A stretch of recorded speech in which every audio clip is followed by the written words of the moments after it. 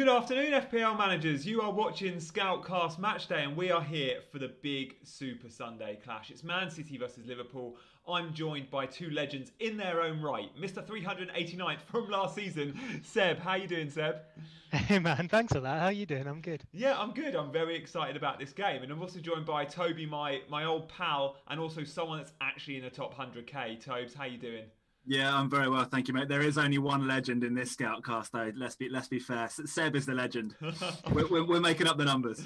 Do you know what? I nearly tweeted earlier to be like, make sure you come and watch us. You'll be joined by like two amateur hour in Gianni and Toby, and then we've got this guy Seb that actually really knows his stuff. Seb, tell us a little bit about your. That's enough of that already. Well, no, because you do actually look. We all would love a day job that focused on football and football only, and your day job is actually football, right?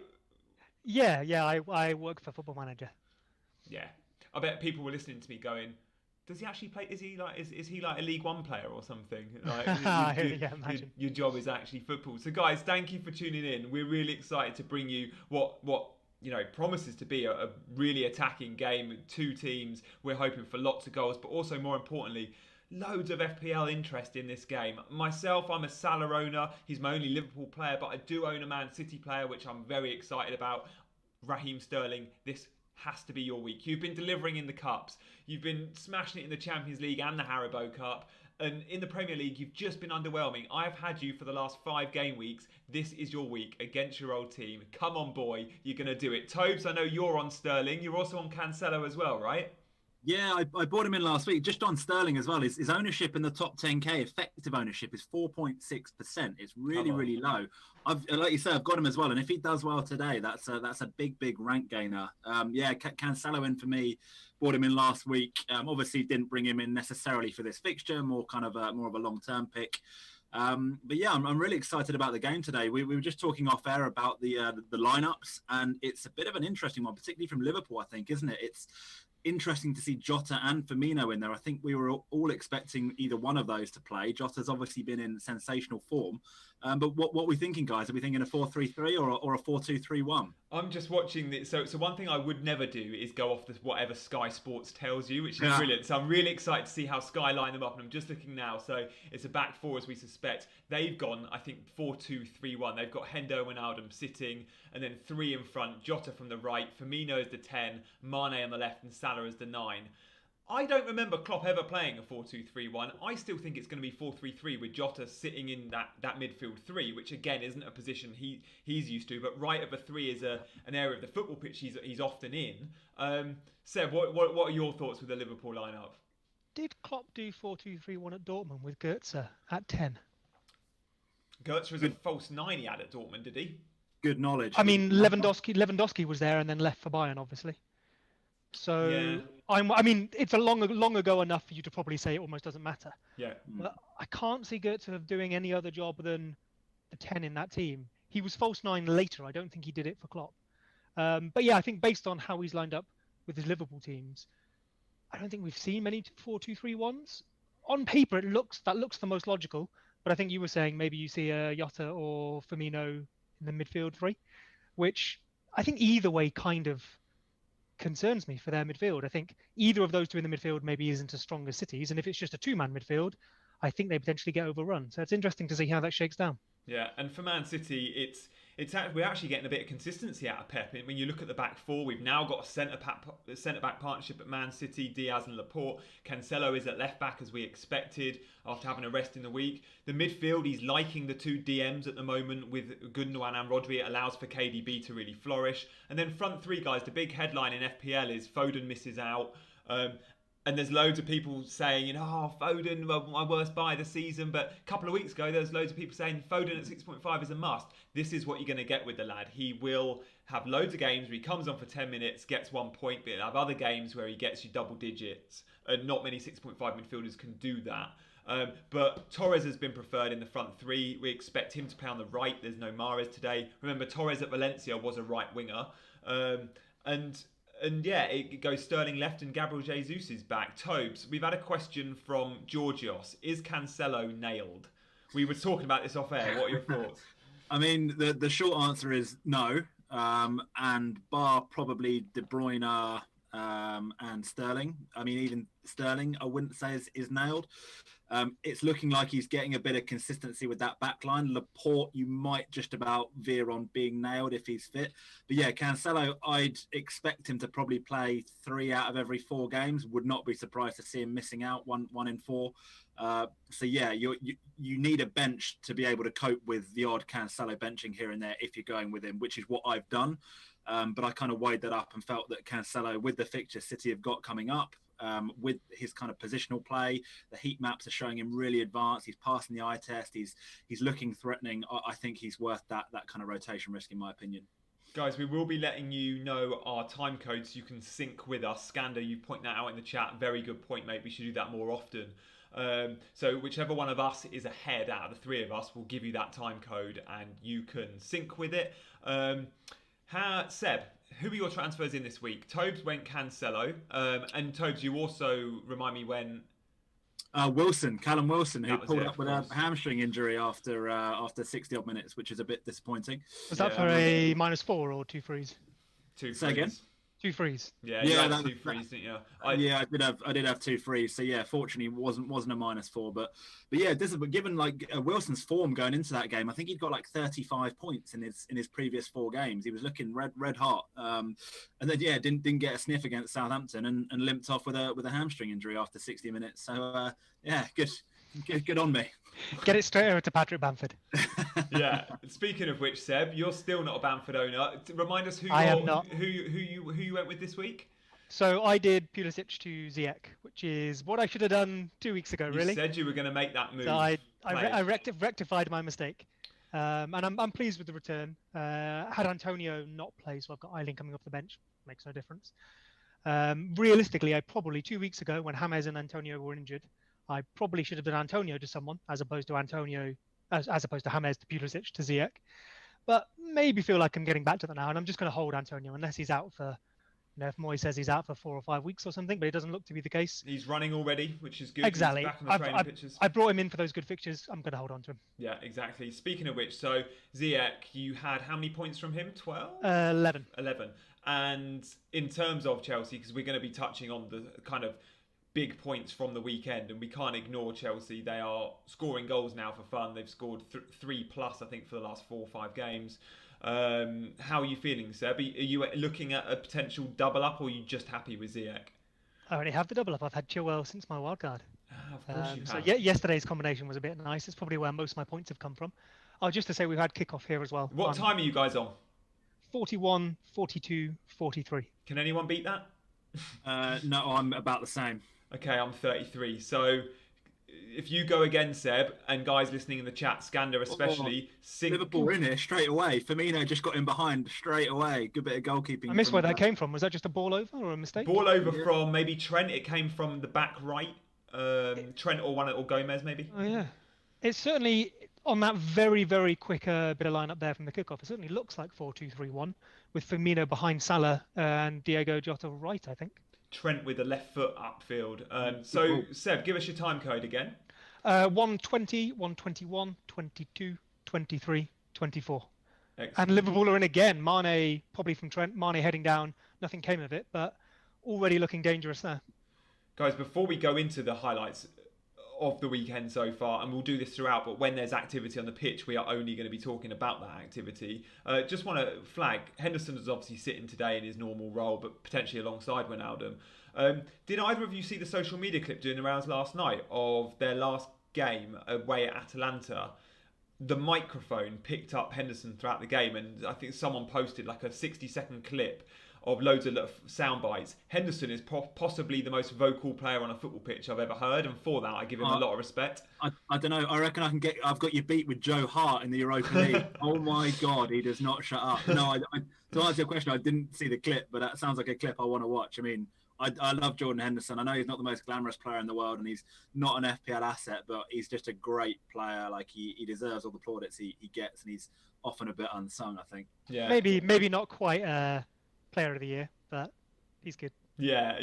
I didn't like that call either. But every team needs one, and unlike Joe Hart, you can speak all game long in centre mid, and people actually hear you. So I quite like that. And Jorginho at Chelsea is the most vocal voice and leader on the pitch in the same way Henderson is. And I always think I like that from a centre mid player. And I've always thought the best captains are a centre mid, or arguably centre back. So you probably want it from your captain, don't you? Liam Cooper is very vocal for us. He's our captain. He's centre back. You've been missing him, haven't you, Seb? Leeds. Oh, he played yesterday. Did he make it yesterday? I think. Okay. I mean, I'm sure we'll talk about Leeds a bit more later. 2-4-1 defeats isn't great, but to two teams who were very well established in the Premier League, who did good jobs on us. In terms of the XG yesterday as well, it was basically 1-1 between us and Palace. So whether those are repeatable results or not, I don't know. Maybe that shows actually that we're just woeful at the back and we're letting in easy chances. I'd like to see more. We're doing fine. We're above 18th. I'm not going to complain. Yeah, that's a good point. We can't forget this is a newly promoted team. Survival is. I do kind of feel like Leeds are, for some reason, judged a little bit differently from your kind of average promoted team, right? There kind of seems to be, maybe it's the Bielsa effect, maybe it's the size of the club, but it's almost kind of like everybody's like shocked that Leeds have lost a couple of games. Admittedly, they've lost them quite heavily, but it almost seems like, I don't know if you agree, Seb, that Leeds are judged a little bit differently to maybe like your just to say Liverpool in Robertson put a ball across to Salah. It's just too far ahead of him, but they're coming. And City had a little moment at the other end, came to nothing. But I don't see who it was coming down the left. Possibly Jesus cut it back, and there was no one in the area.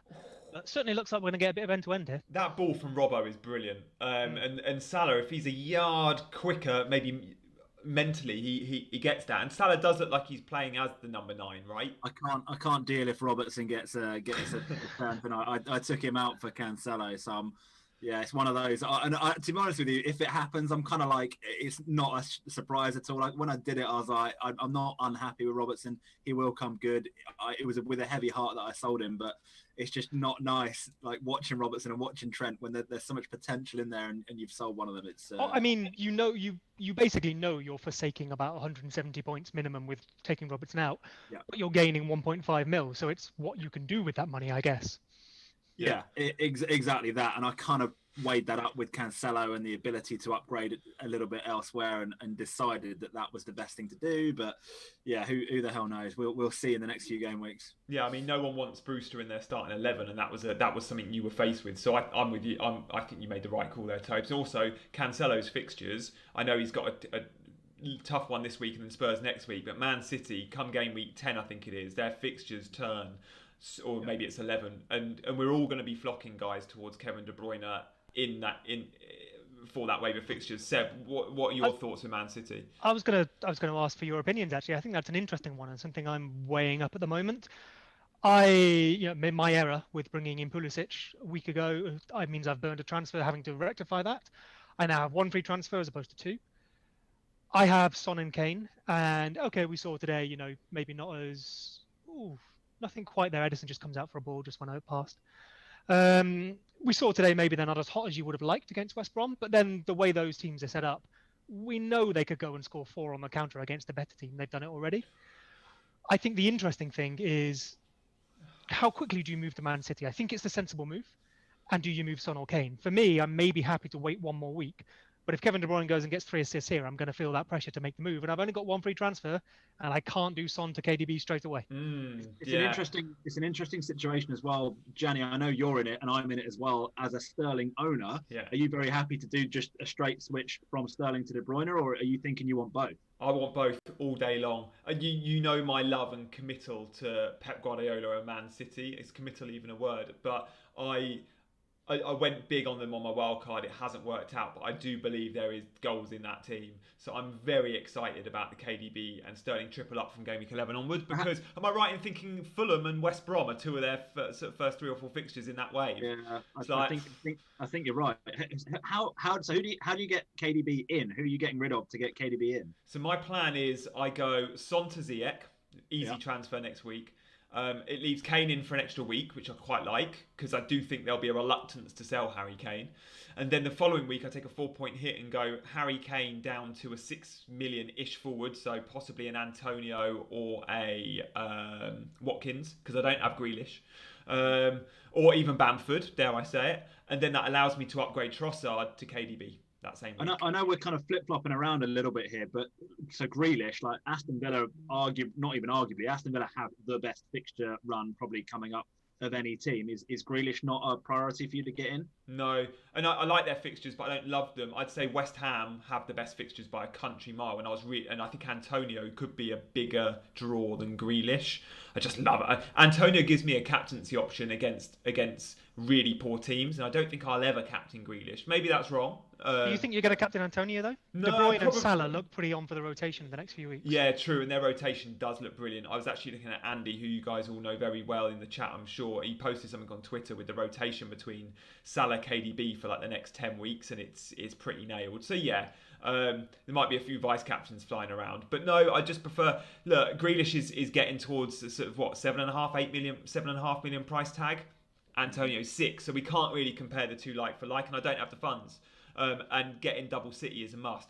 If I sell Sterling, that could be down to a Grealish, but I'm not there yet. Let's go back to the kind of hot topics then. Let's stick with the Spurs duo. Seb, you're a Son and Kane owner, right? I am. So all of us own both. In the next fortnight, or in the next 2 game weeks, let's say, does anyone here think they'll still own one of those 2 Spurs players? Seb, what are your thoughts? I think I could keep Kane and get KDB, but I'd have to sacrifice something somewhere else. Maybe Robertson. I don't know. I'm gonna think about it. I'd quite like to not use a transfer this time around, even if it means I end up with Son and Kane in the next match against City. They could easily score goals, and it maybe sets me up a little bit better for the future. It's one I need to think about, really. I want to hear other people's opinions and take those on board as well. One thing I would say about KDB, and we're all wanting him, if Aguero's back, which he probably will be after the international break, that KDB doesn't have the penalty appeal. He'll probably get penalties taken off him. I genuinely think he will. If Aguero's on the pitch, I think he takes the pens. But he's taken a penalty with Aguero on the pitch. I'm not saying they might not share it. We don't know. We've not seen it enough time. But he was the most recent taker between the two of them. Yeah, fair point. I forgot that. Did Aguero miss a couple then? He must have done. Yeah, Aguero's record has been. It's pretty poor. It's fine. It's not great. It's not awful. But yeah, if you say you convert about 80% of them, he's probably on like 70%. Yeah, he's not a 93% man like my boy Jorginho, who's also had them taken off him. Tobes, what are your thoughts on the 2 Spurs players we've mentioned? By game week 10, do you expect to have either in your team? I agree with Seb. I think if I'm going to have anyone, it will be Kane. Hello. Kev's just let us know. Penalty to Liverpool. And Kev is never wrong. Kev Mack in the chat. Thank you, mate. You're on the south coast, I believe. We were doing a Wi-Fi down here. I assumed he was up in Manchester today, right? Yeah, exactly. Wherever we seem to be, Kev's like 40 miles away, and he gives us a weather update. Is this going to be Mane potentially winning it here, coming in from the left? Well, No? We all know he's going to be taking it, and at 10:55 there was a foul on Mane. Okay. I've got Robertson on the left, cutting inside. Mane's in the air. Well, that's the one. Walker goes across the back of him. Is it a pen, Seb? I think I'd need to see another replay. I think Mane earns it, even if it's not, stone cold. But if you go across the back of someone and they leave a leg in, that's fair enough. Walker, that's schoolboy. Carl Walker doesn't look too upset. I often think that's the key measure of the situation. Look at the guy that gave it away and how they react. He's annoyed at himself. I mean, I guess it is a pen, but it's on the softer side, I think. It's kind of hard, yeah. He doesn't actually. He just steps across him, but he keeps his legs within his own bounds. He doesn't really. He doesn't foul him, but I guess Mane does earn a penalty. Mane draws the foul very well. Yeah, contact right at the top of the thigh as well. It's not like he's tripped, is it? It's kind of just more like a. Salah scored. Okay. There we go then. I get. Is that good or bad? We all own Salah, I think, but we all captained Kane. Not good for my Cancelo clean sheet. It's probably not great for overall rank. I don't know. We're all Salah owners, but we're not Salah captainers. But there'll still be over 1 million that captained him because it's Salah and all the set and forget armbands. Although I'm not too worried about set and forget because over time I'd hope that we can manoeuvre above them. Just takes time. It takes a Salah injury, for example. Yeah. Guys, I've realised we've synced sound with loads of people watching for our reactions, and here I am saying what's happened ahead of our video by reading from the chat. So let us know in the chat. Would you like me to let you know what's been said in the chat and that Liverpool have scored and that Mane's got a penalty, or would you prefer that we just go along with what we're watching? And we'll go with the first 10 votes for either. Say in the chat or go with what's watching. Let us know. Good penalty. Or great pen. He never misses Salah, does he? I bet, He's got a record, yeah. I bet his percentage is 90 plus. Yeah, it's a good pen. Hits it hard. Although kind of Ederson doesn't really commit, actually. It's almost like Ederson's expecting the down one the down the middle. Yeah. Yeah. I remember reading something vaguely that was the best penalty technique is actually just to hit it hard. Obviously, you need to get it on target. But realistically, if you can hit it harder than the goalkeeper can react to where it's going, it almost doesn't matter where you put it as long as it's not straight at him. Did you see? Sorry to interrupt you there, Seb. I don't know. I haven't got the commentary on, but I can imagine what they're talking about. They're just showing a replay of Sterling going through and Jota basically doing something very, very similar to Walker. Sterling doesn't go down and he's not given the free kick, which opens up this whole can of worms, whole conversation where it's like players almost need to go down in order for the referee to go, yep, it's a foul, or yes, it's a penalty. Then when players do throw themselves to the floor, they're chastised for doing it. But you can see why players do it, because it can earn you a penalty, and it's a huge advantage to your team. Was Sterling in the area, Tobes? Not quite, I don't think. I think it would have been a free kick right on the edge, but the point kind of remains. Yeah. He wasn't given a free kick for it in a dangerous position, and presumably then wouldn't have been given a penalty for it even if he was in the area. I mean, we all know that maybe free kicks are treated a little bit differently to penalties, but if I was playing Sunday League, I'd want both players to stay on their feet there. Let's just play the game. But these guys are paid millions, and millions rely on them winning. Yeah, I think you go down. It's your job to earn the win. You go down, and there's nothing wrong with that. Yeah, I agree with that. Yeah. Guys in the chat, thank you for being so vocal. We are going to go with what we see. Sobham, Liam, Igor, Murphy, you've all said go with what you see. Harry, the same. Kev, he said he can stay quiet, and I've said no. Kev, please let us know. We don't have to read the chat if we don't want to. I quite enjoy doing that. Be as vocal as you want in the chat, but we will watch the screen and not say anything until one of the three of us, sees it, which can be really hard because Tobes, you often get. If I won't say anything when I get a notif, I'll shut up. Yeah, great. Which is great. See it on your face. That is how we should be watching it. So I'm looking forward to that. And Kev, you mentioned you were in Manchester, and I had said about going down to the South Coast for the following week to do a game for us. So yeah, you're just outside Manchester. Seb, where in the country are you? Because you're a Leeds fan, and I don't hear a Yorkshire accent. Are you? No. So I'm in London. I'm from the Midlands. I'm in London. Moved here a few years ago for work, and I'm a Leeds fan. Probably a similar story to many other people. When I was younger, my dad moved up north, took me to a Leeds game when I was, I'd say about 10 or 11. I know I was 10. It was 2001, New Year's Day. My first live game, and it was obviously the Champions League season as well, so that helped. But I walked out at Ellen Road, saw 40,000 people sat around me, saw a good game of football, and was like, yeah, this one. I like this one. And then it's been downhill since there until about 2 years ago.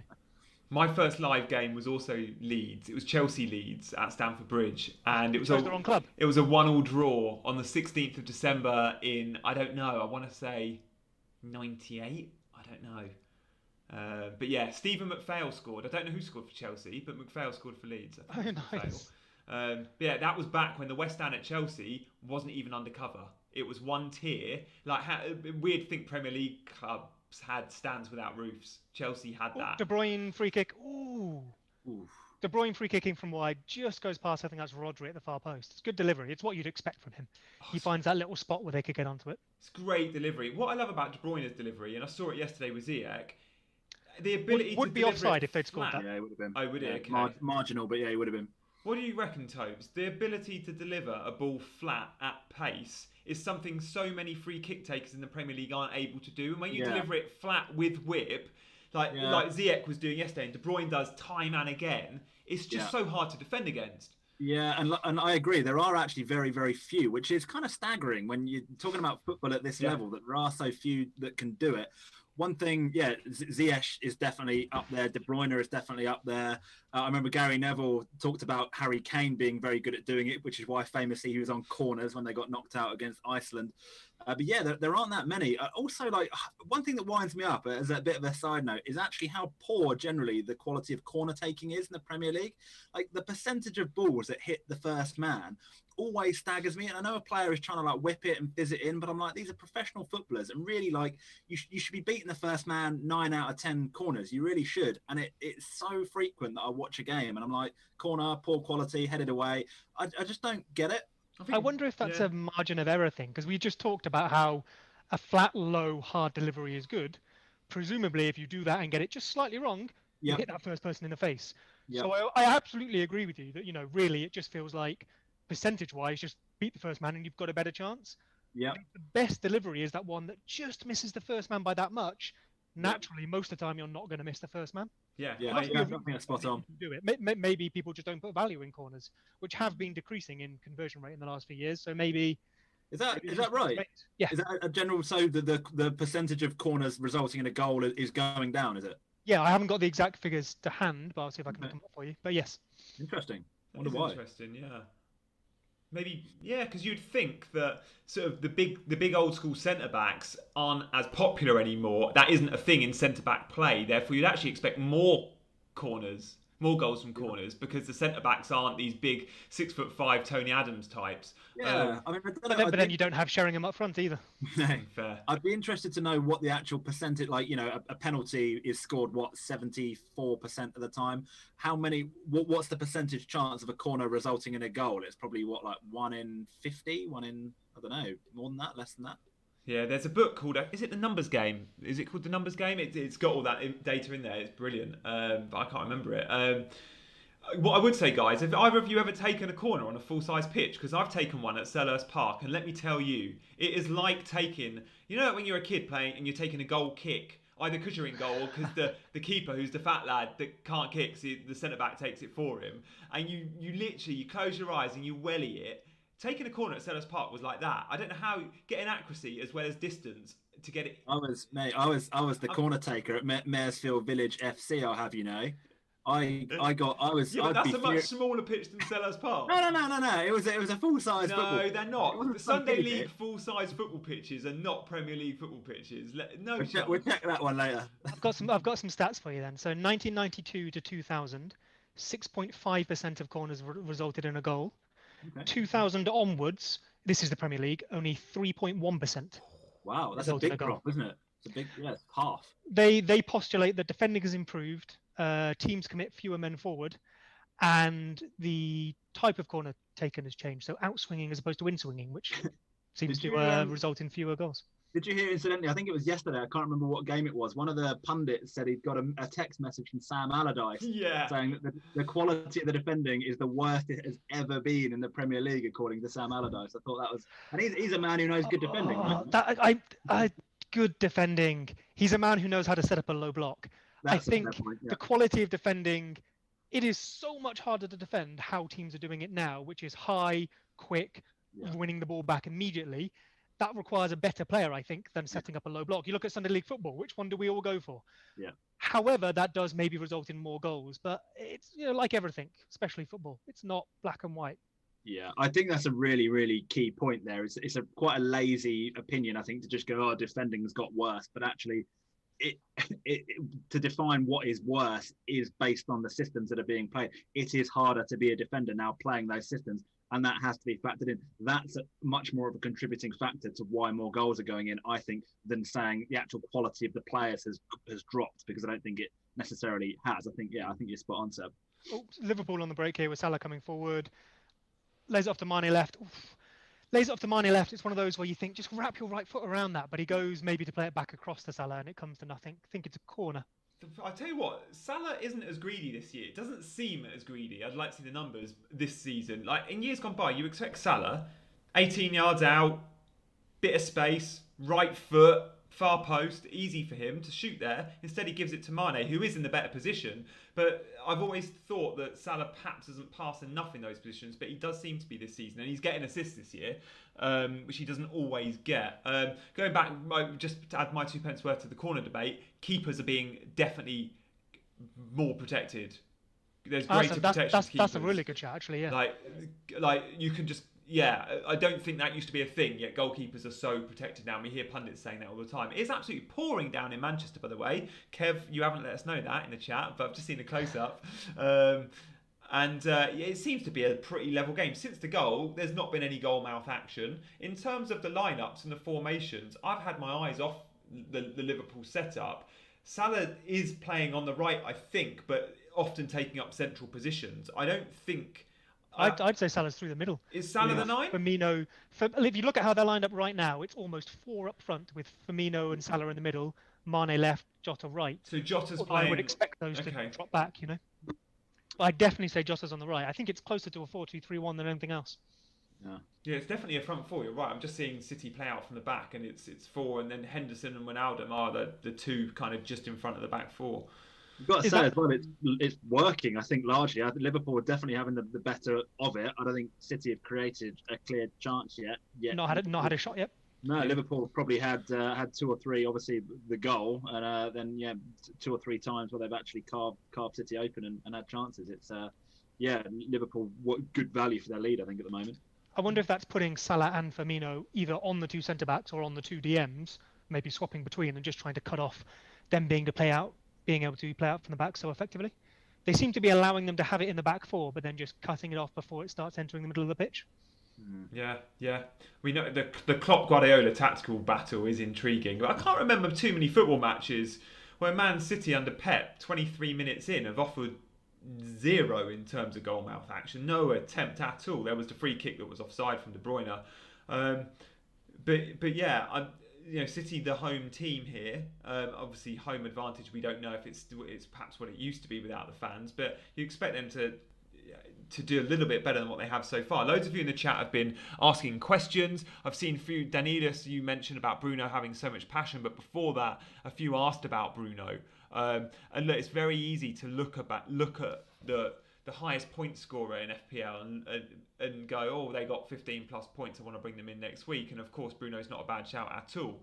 But my take on Bruno is I'm not sold on his club, and I don't really want to be spending 10 million plus or anywhere near 10 million on any Man United asset at the moment. And yes, Bruno. City, De Bruyne down the right, puts the ball into the area, just misses Jesus, and Sterling has hit it into the goalkeeper. Sterling's got to cut that back to Jesus, surely. He's gone for the shot, and Sterling was free. Oh, yeah. And Jesus is like on the penalty spot waiting for it, isn't he? That's come from a mistake from Wijnaldum as well. He's been pressed out of it. Yeah. That's exactly where you want to see KDB. I wonder if him playing this 10 role, although of course he'll move around, is actually less effective than, when he was the right of that 3. Yeah. And all day finding the exact channel he's found now. When KDB burst onto the scene at Chelsea but then Werder Bremen, he was playing as a right-sided forward or a right winger, and then he moved inside. I think after a year in Germany, and Pep moved him into sort of more central positions. But at Chelsea, he was considered a right-sided midfielder. I thought he was always a 10. He may have played wide, but I thought he was always a 10. I might be wrong there. I mean, he only had a handful of games for Chelsea. Yeah. And he did play on the right there, but I'm sure when he was loaned out to Werder, he started on the right. He may have moved in. Okay. I think at least in his second spell in Germany, when he I think he either got or got close to their assist record. Yeah. I'm almost certain he was a 10. He was definitely signed to City as a central player. City definitely. Yeah, I'm with you on that. City definitely bought him as a 10 or a creative central player. But yeah, he naturally likes to go right, as we've seen from that clip. And well, his delivery from that little pocket there is the best in the world. That just ball across the area, which is how he gets, I'd say, all his assists. That's not true at all. His through balls are amazing too. But in the last couple of seasons, that's the assist he's looked for all the time. And that's why the Sterling KDB double up appeals to me, because Sterling has scored a lot of goals at Man City, running in at the back stick from KDB crosses, and Sterling gets a lot of tap-ins. So, yeah, looking forward to see... I'm trying to ignore the chat here. No, okay, nothing's happened. Sterling, oh my God, I've seen, but I think that's probably from the previous. I'm in an interesting position, Jan, where I disagree with you slightly in that. So I've got Sterling at the moment, but I really want Bruno, but I'd also rather have Kevin De Bruyne than Sterling. So ideally, I don't want to have the City double up. I'd like to have Bruno and KDB. Yep. Currently, I don't have either of those two players. I've got Sterling and Son. But yeah, my plan next week is to probably try and go Son to Bruno. Why? Why do you want Bruno? I want Bruno because I think he's the only Manchester United player that it doesn't matter how Manchester United are playing, he still returns and he still scores points. I think, I don't know if this is true. I saw a stat yesterday. Bruno hasn't blanked in an away game since he's been at Manchester United. Like that's phenomenal mental, stat. yeah. He's also obviously got plenty of returns in home games as well. I think he's only once in his entire career since joining Manchester United has he blanked 2 games in a row from an FPL perspective. He just seems, regardless of how United are playing, and they are a roller coaster team at the moment, they're brilliant one week, then they're terrible the next week. Bruno still pops up and still scores goals, and he's on penalties, and we know Manchester United get loads of penalties. I just feel, weighing up particularly the fact he's $1 million cheaper than Sterling as well, I would probably rather, over the next 5 or 6 game weeks, probably rather have Bruno over Sterling. Seb, have you seen enough from Bruno or any United player to warrant spending 10 million plus? I've always felt like this season that Bruno's a little, maybe $1.5 million too much for me.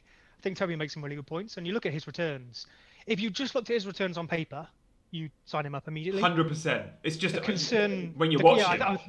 I think you're going to say the concern for me is like one of his goals yesterday comes from luck-ish. One of them comes from an amazing header, but there was no pressure on the cross and no one bothered trying to mark him. It's just how repeatable are those returns. And the assist was last minute when the game was over. Oh, yeah, which Man United do a lot. So again, it's kind of it's what is luck and what is actually, this is happening a lot. There's clearly a pattern, something's working. I'm still maybe falling on the side of, I just don't trust it. But maybe that's just because I have other options. If Liverpool not really in there, ball over to Mane, and Henderson has collected it. If Bruno was $1 million cheaper, I'd be happy to take that gamble. A bit like Son's numbers. His numbers aren't, his conversion rate has to be amazing for him to get points. But he's $1 million cheaper. He's $2 million cheaper than KDB. I can afford that. When the question kind of becomes, do I want Bruno, KDB, or Kane? I can't have all three. Hard to get to. Bruno's the one that drops out for me.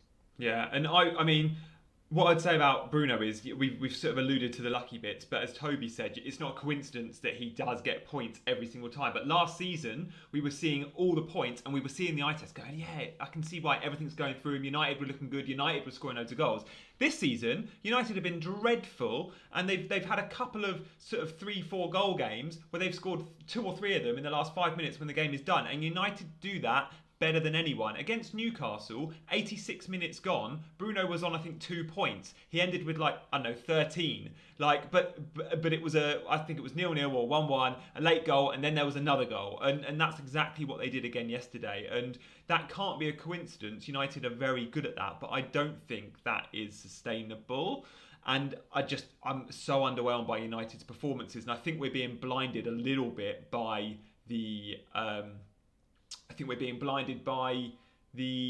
I'm seeing the chat's very busy, so Seb, I'm going to come over to you. Seb, talk us through what you see. Currently just got City recycling possession in the middle, but I suspect something will come of this then. Yeah. Or Liverpool pressing. I wouldn't be surprised if this is a Liverpool goal, actually. They're hitting those triggers very, very nicely around the centre of the pitch. I think they're doing a very good job of funneling City to where they want them to be.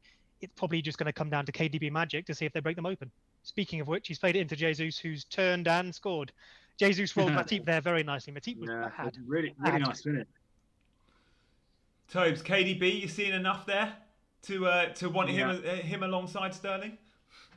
It's really good play from. Well, to be fair, it's really good play from Jesus. It's like Jesus has got a lot to do with that ball that's fizzed into him. It's a good ball from De Bruyne. It's not like a sort of defense splitting pass or anything like that. He just rolls it into Jesus. And Jesus just does brilliantly. I'm just watching it. Yeah, De Bruyne picks it up there, fizzes it in. I don't know if he means that an amazing touch or not. Yeah. I don't know if he means that touch. He means it. He means it.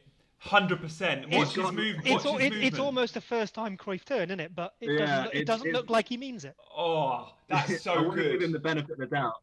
Yeah, I want to give him the benefit of the doubt and hope that he does mean it, because if he does, it's unreal. Do you remember? I think it was Trent he's rolled there, not Matip. Sorry. It's Trent, flat-footed Trent there, and he's not a good defender. Fair enough. Reece James makes that tackle all day long. Anyway, do you remember that goal from Bergkamp years ago where he sort of flicks it one side and spins the rest, and you're like, "Ooh, De Bruyne has just put one wide from that little 30-yard pocket out. He puts it low across the turf, probably half a foot wide."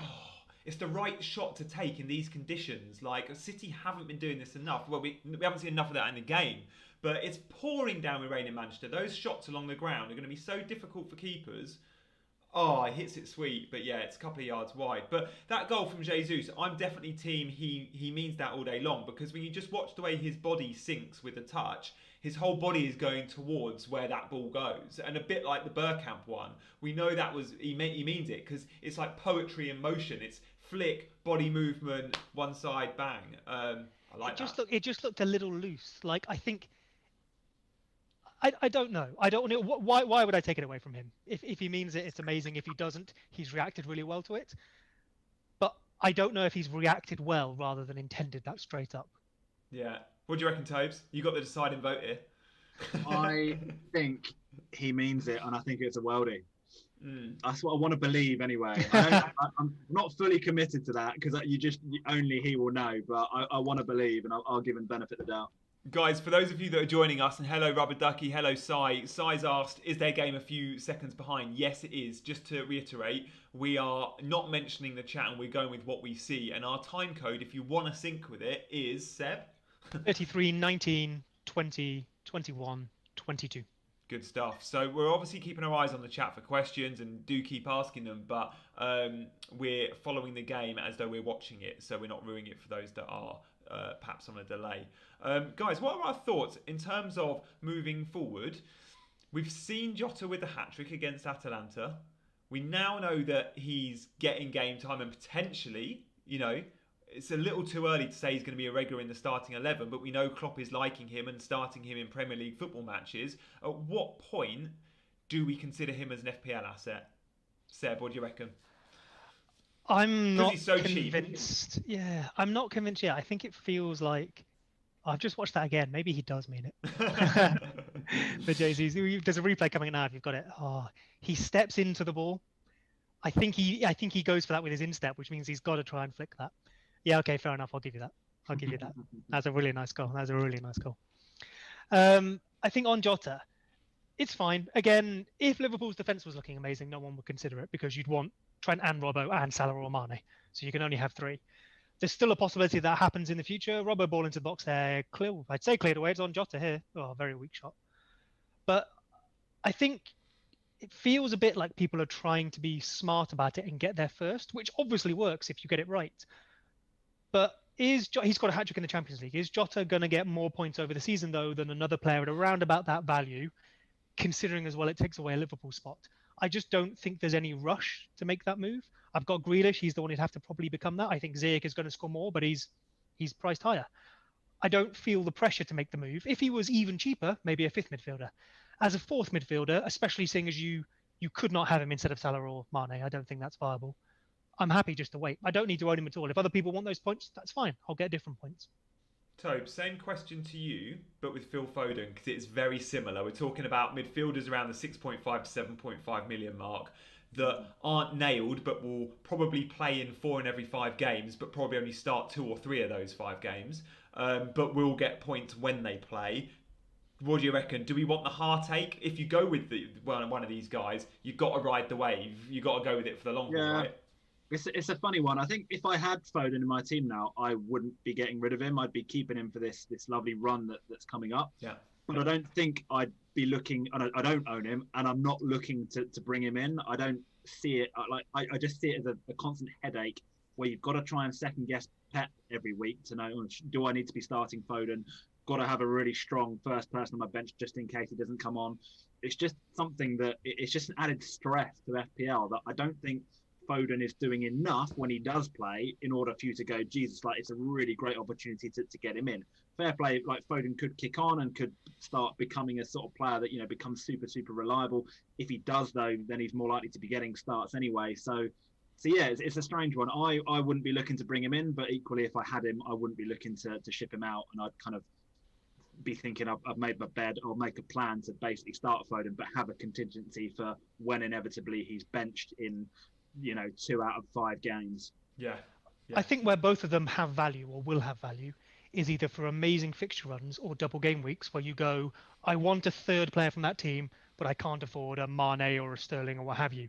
I think that's where they have their value. Yeah, on the chips as well. Like the free hit chip is always great for a player like a Foden or a Jota because we can often predict when we think they will be playing, and at the same time it's not a long term. And if they drop the week after, it doesn't matter. Rubber Ducky's mentioned is at the end for Son. I don't want to hang on Spurs too long. Just so you know, we have discussed that, but just to give you the quick answer on that, because I know anyone joining us is probably wanting us to speak about Kane and Son, which we've done in detail. We're all probably looking to sell Son. All three of us own both Son and Kane.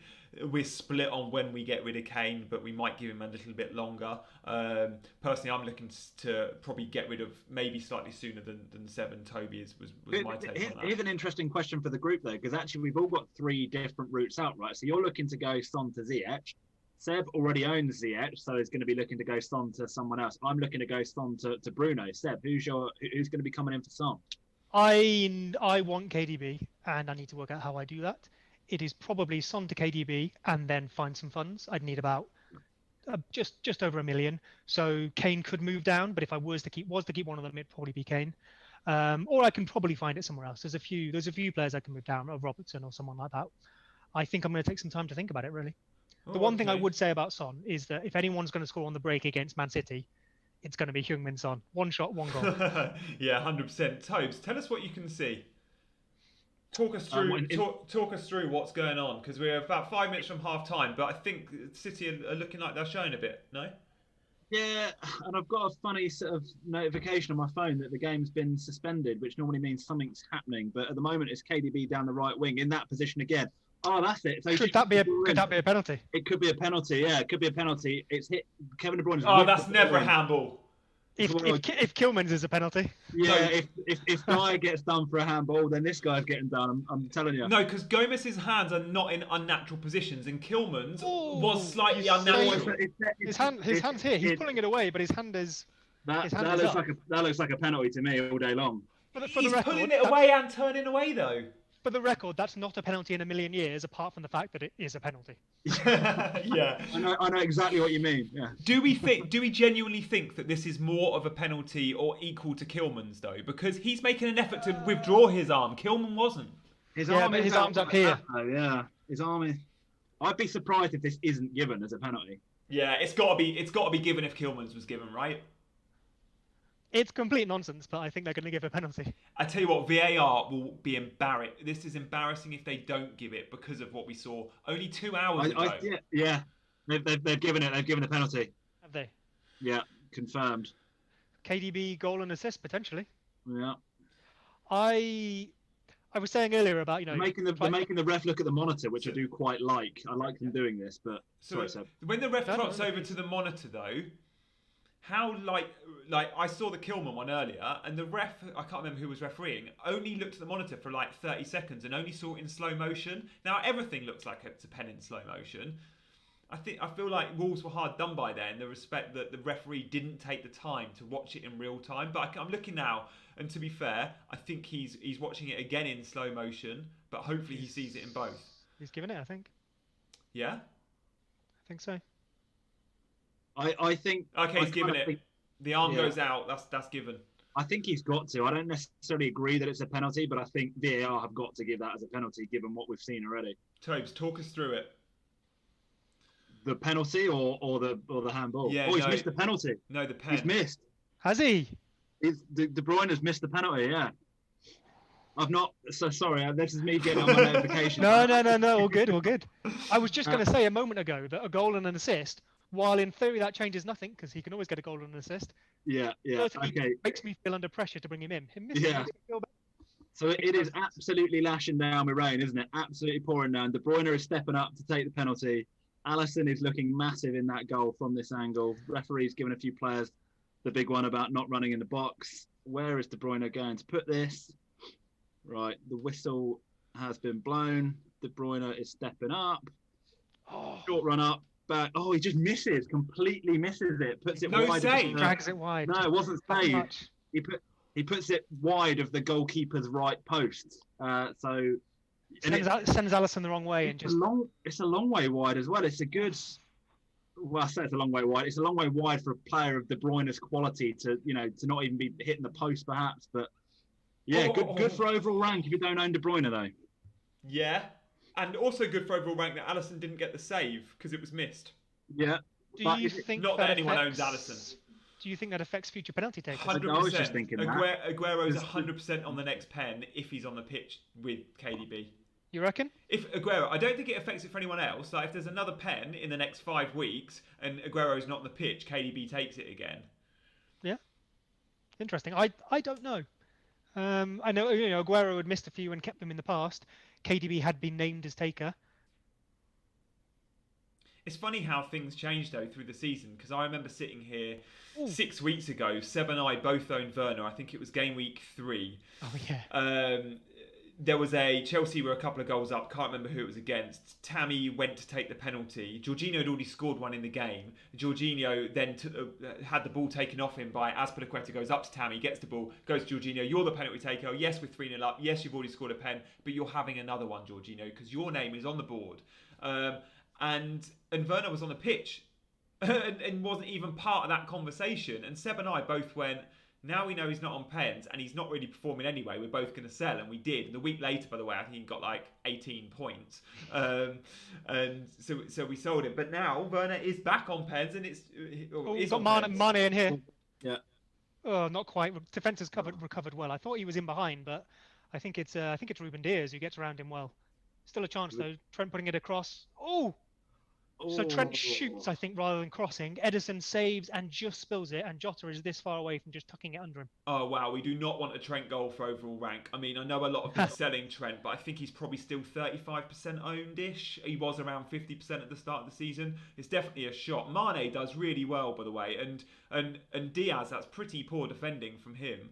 Would have been a Salah assist as well. Ederson has just palmed it down. It's an okay save, but it just palms it down and through his own legs.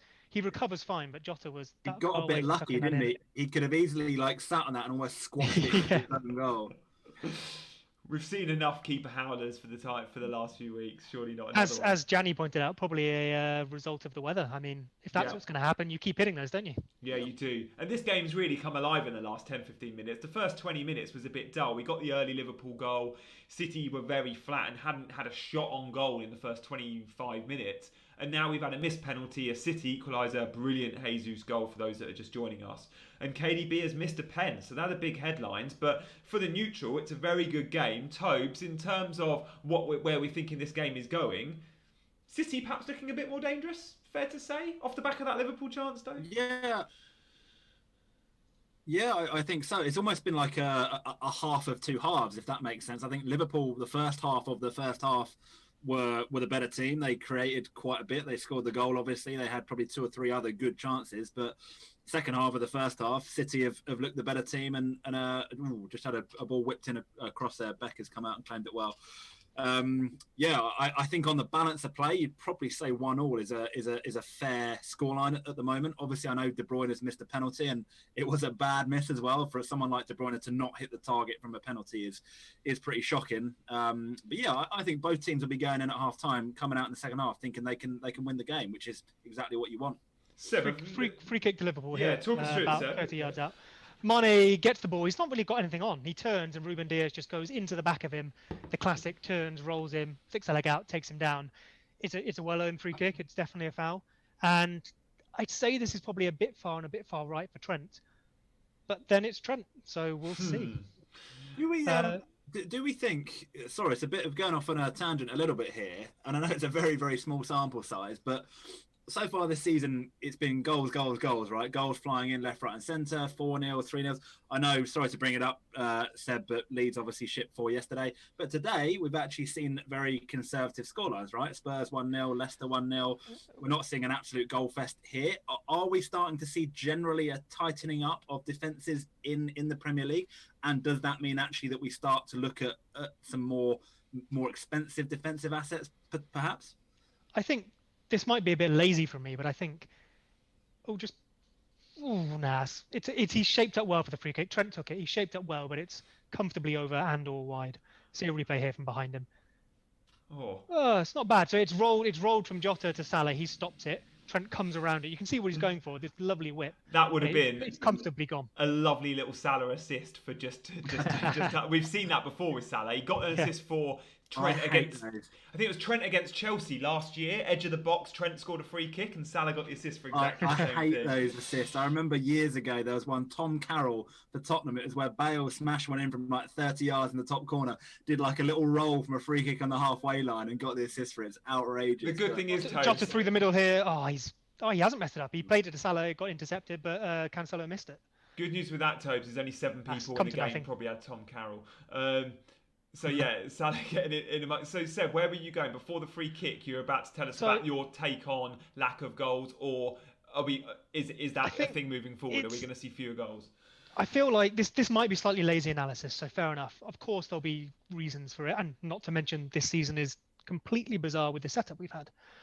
But I think variance is something that in football, in FPL, not always taken into account. You know, if there's going to be, let's say, 80 goals a week, 60 goals a week, whatever it is, if you get 60 one week and 100 the next, that is an average of 80, but you've had a massive variance in the goals, 40 either way. We could get the exact same number of goals this season as we had last season. A load of them might just come early. When you say we're now seeing tightening up, it might not be actual conscious tightening up. It might just be those chances that were being given now aren't, penalties, slips that aren't happening now. It could not be something that you can absolutely nail down and thus respond to. It is, when we started the season, I had Trent and Robbo, and I don't have Trent anymore, but I was comfortable with the idea that to get the points from them that I expected, I would have to hold them for the long term and probably see some bad patches, simply because something like keeping a clean sheet is something you have to average out over time and take the variance into account. And I think we might be seeing that now. Guys, Sky Sports. I wish I had. Go on, Tobes. So I was going to say, I wish I had lazy opinions that were that good. I was going to say, leave the lazy opinions to me and Tobe, Seb. I don't, it's a bit of a cop out there, really, isn't it? You ask why do you think defense has improved? And my answer is, well, has it improved? Yeah, so guys, it's 1-0, it's half time. Sky Sports are on their ad break, which we know means people flocking to watch us for 15 minutes, which is brilliant. Please do stay with us and get a few of your questions in. We'll try and do some quick fire answers. It's 1-0. We've had an early penalty for Liverpool. Salah scored a brilliant Jesus equaliser. We've also had KDB missing a pen. And as I watched that KDB penalty, guys, part of me just went, oh, damn, he's missed. Like I'm an owner. Now, I'm not a KDB owner, but I just always own the guy that it feels like I'm an owner. And we've all been speaking about owning him in the next few weeks. So I genuinely forgot that I'm on Sterling, not KDB at the moment. So that's good. But I'm still bringing in KDB. It doesn't change my mindset. Sterling has, by the way, been very quiet in this game. But Jesus looks brilliant. He's, of course, a very low price forward if he's playing regular games for a team that scores more goals than anyone else at 9 million or around that price point. Is he 9.5? But guys, want to touch on a few of the big talking points from FPL yesterday. We've spoken recently about Bruyne, and we've touched on the double Spurs, but we never really got into the Ziyech conversation earlier. And I do feel like this is going to be the most transferred player in of the international break. He's already gone up in price, by the way. He went up in price last game week. He was 7.9. He's now, I think, 8.1. He went up last night. For me, Ziyech's going to become or start to deliver like a premium asset. And Seb and I have spoken about him in the past. Seb, you finally made the move to go towards him. At 8.1 million, incredible value after what we saw yesterday, right? Because he's also in a team that are scoring goals now. Chelsea look like they've finally clicked. Yeah, I think it's if you have that hole in your team, I think it's a pretty easy move. If you want to lose Son this week, it's a very easy move. Yeah, for sure. Tobes, you have that hole in your team. You're not on a Chelsea player, but obviously you want Bruno, and there's other areas you're looking at. I know if you were going Chelsea, it would be to Ziyech, but you're not sure you'll make it straight away? No, I don't think I will. Don't get me wrong. I think Ziyech is a brilliant player. He looked brilliant yesterday. One thing that just kind of plays in my mind is a little bit is that Chelsea are kind of coming off the back of quite a good run of fixtures, and they've done very well. They've scored a lot of goals. They are starting to look like that team that at the beginning of the season, I think everybody thought they would be. And Ziyech looks like he's going to be a major part of that. just looking at their fixture run over the next sort of 10 or so games, though, doesn't actually thrill me that much. You could argue that that doesn't really matter. Chelsea are scoring a lot of goals and will continue to do so. They probably will. But you look Newcastle away next week, great fixture. After that, Tottenham at home, Leeds, Everton, Wolves, West Ham, Arsenal, Aston Villa, City, Leicester. That run isn't actually very good. There's a lot of teams in there that I think Chelsea will struggle to open up, as well as they have been opening teams up. Like, let's be real, they have had a relatively easy run of fixtures. And so I'm by no means here suggesting Ziyech is a bad shout, because he's not. And I think if my circumstances were different, I would absolutely have him. I would love to have him in my team. I just really, really want Bruno in my team. And I kind of feel like Bruno will outscore Ziyech over the next 10 game weeks. I feel like it's going to be a long-term move, whoever I move Son to. And I just feel like Bruno is edging it for me. That's not to say that I won't have Ziyech in my team. I could potentially see me trying to upgrade maybe Grealish to Ziyech in a couple of game weeks time if Ziyech continues to bang, which I would not be surprised to see him do at all. Seb, Toby says difficult fixtures, and some of them on paper are, but if we ignore the difficulty ratings or even the name of the club and just consider the form of those clubs, Newcastle up next is a brilliant fixture, and then Spurs we know is difficult. But after that, if we're just taking the next 4 fixtures, it's Leeds and Everton. Now, Leeds have conceded goals for fun this season, and we look at Leeds and think they're great, and they are. But in terms of scoring against them, it's a brilliant fixture, and Everton are now conceding goals and struggling to score them. So those 4 fixtures are brilliant, aren't they, Seb? I'd call it middling rather than difficult. Newcastle, straightforward. Tottenham, yeah, tough, but if Chelsea are going to score, I think there's a chance it's Ziyech involved as anyone else. Leeds, we spoke a bit earlier about our performances, the expected numbers versus actual output, but realistically we've just lost 4-1 in a row, twice in a row, and Chelsea are good. I think if they're going to score again, Ziyech is involved, they could easily put 2 or 3 past us. Everton haven't looked as solid. Wolves are solid, we know that, and they're returning to it, and then it's West Ham to round that off. I think after that, Arsenal, Villa, Man City, Leicester, it's not an easy run, but if you think Chelsea can score there, I don't think you can name a player if they start who's more likely to be involved. Yeah, and one thing we know from Frank Lampard is his teams will score goals. Guys, captaincy next week is a difficult one. I say next week, game week 9 after the international break. Where are we think? That's why I also like Ziyech, by the way. It gives us a captaincy option for game week 9, because what are we? I like Bruno. Well, yeah, okay. So the West Brom, and look, 2 weeks ago, everyone was saying they were going to bring in Rashford this game week, myself included, and we've not seen much from Rashford in the last couple of games. I think he scored the 16-minute hat-trick in the Champions League against Leipzig, and everyone thought, oh, Rashford for the West Brom fixture. But what we've seen today is West Brom do pretty well against Spurs, and they kept a clean sheet for 86 minutes. So where are we looking for captaincy? Because I think I'm giving Werner or Ziyech the armband against Newcastle, because Salah's got Leicester, Man City have got, I can't remember off the top of my head. What about Calvert-Lewin, Fulham? I'm still not confident with Everton at the moment, although Richarlison will be back for that fixture. So yeah, it's not a bad shout. Where are you thinking then, Tobes? You'll go Bruno, will you? Yeah, it's one of the reasons why I'm quite committed to the Son to Bruno shout, is because I will captain Bruno as well. If I do that, I'm not nailed on to do that. I think it's pretty likely I will. But yeah, looking at my team, other than if I don't bring Bruno in, Calvert-Lewin is pretty much the only shout that I think I've got realistically. Salah hasn't got a particularly good fixture. Spurs don't have a good fixture. Man City don't have a good fixture. You're not going to captain, or I'm not going to captain Grealish. I'm looking currently, Calvert-Lewin, if I don't make a sub, is my best shout for captaincy. But yeah, bringing in Bruno, it'll be Bruno with the armband. Yeah, and Salah, you say Salah hasn't got a good fixture, and you're right, Leicester's not an easy game at all, but Salah does show time and again, as we've seen today, he's kind of fixture-proof, and also this is the best guy that the FPL has ever seen, arguably. I can't think, Aguero probably, but look, over the last 3 seasons, King Mo Salah, FPL legend and almost must have. Seb, where are you looking for captaincy? Because City play Spurs, we write that fixture off probably. Do we look at Salah or Chelsea or elsewhere?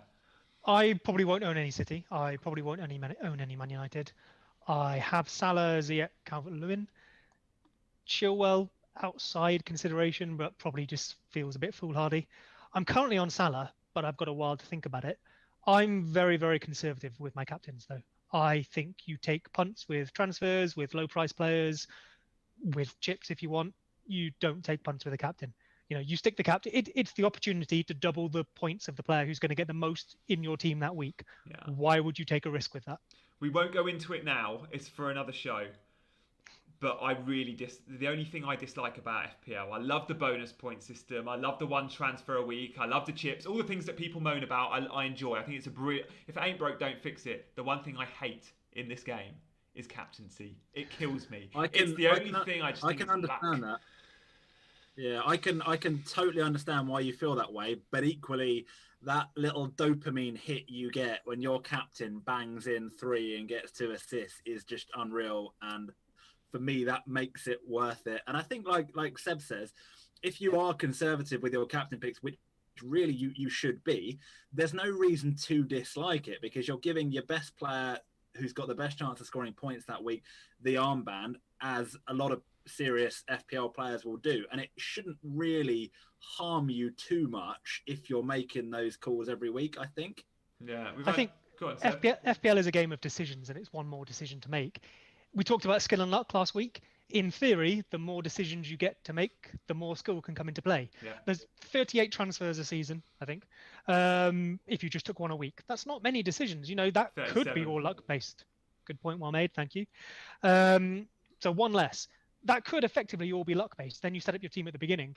So every opportunity we have to separate ourselves from, the set and forget players is a good thing. Even though sometimes it feels like you're doing yourself a disservice with a captain, which is maybe why I'm conservative with it. I like having to make decisions, and the captain's a good separator. If we all had the same team, we could get very similar points if it weren't for the captain. I think also one thing we're possibly neglecting here as well is most of us serious FPL players are going for overall rank, right? And rightly so. But there are tons of players, myself included sometimes, that are playing in mini leagues, right? Where they're trying to win a bit of money, or they're trying to just beat their mates at work. And actually that then adds another tactical element of it, where you're like, right, well, the guy that's behind me in my mini league doesn't own that player. So therefore me captaining that player gives me a chance to extend my lead, or vice versa. It gives me a chance to catch up with that person. And it just kind of does add that little extra tactical element if you are in a mini league with somebody that you're trying to beat, I think. Yeah. Hopefully, for the record, hopefully no one from work is ever watching this. But I would rather win the work league than I say I'd obviously rather win FPL. But if you win FPL, you win the work league.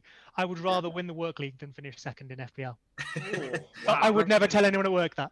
Yeah, I would rather beat Gianni than finish in the top 1K. I think that's all that matters. And there's no doubt Toby and I have suffered from overall rank by playing against each other. I've done that, especially that like between game week 30 and 38.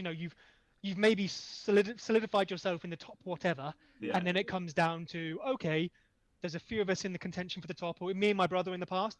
I have made decisions that have actively dropped me in the overall rank, but were made to counter something someone else did, and thus I beat them. Yeah. Now, I took an 8-point hit on game week going into game week 38 plus last year. I don't think I've ever done that, but it was because I was playing against Toby and I was 16 points behind him, and I needed to get in front, and it turned out really well, didn't it, Tobes? It did, because I didn't get the early team news, and I ended up bringing in Salah when there was early team news that he wasn't even in the squad, right? And that literally is what killed me. And I think you did me by 4 points, didn't you? I did you by 4 points, and I was 16 points behind, and I took the 8-point hit, and I got you by 4 points. But look, we won't hang on this conversation long, but moving the FPL deadline is brilliant. It's now 90 minutes before that first game of the game week, which means we don't get those leaks. And going into game week 38, we all saw Salah had been dropped on Twitter, unless you were in a car driving back from my house, which Toby was doing.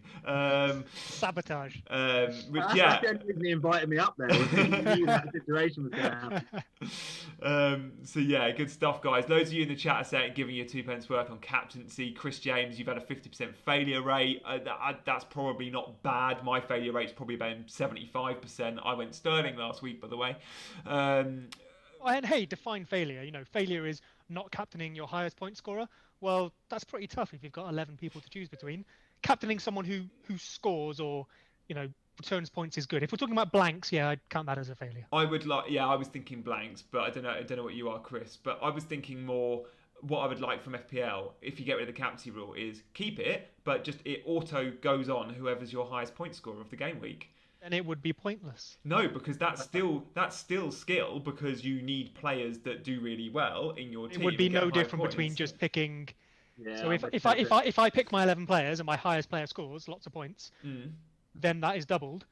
It's no difference between it not being doubled because I still have that player versus someone else who doesn't. I've thought about this a lot. It is different because you're picking players that are more explosive, so you set your team up differently, and you go with the approach that Gianni Buttici takes anyway, which is 6 premiums and 6 enablers or whatever. But you say you pick players that are more explosive, but you only get to double one of them. So you'd only pick one player that's explosive. There's no point picking.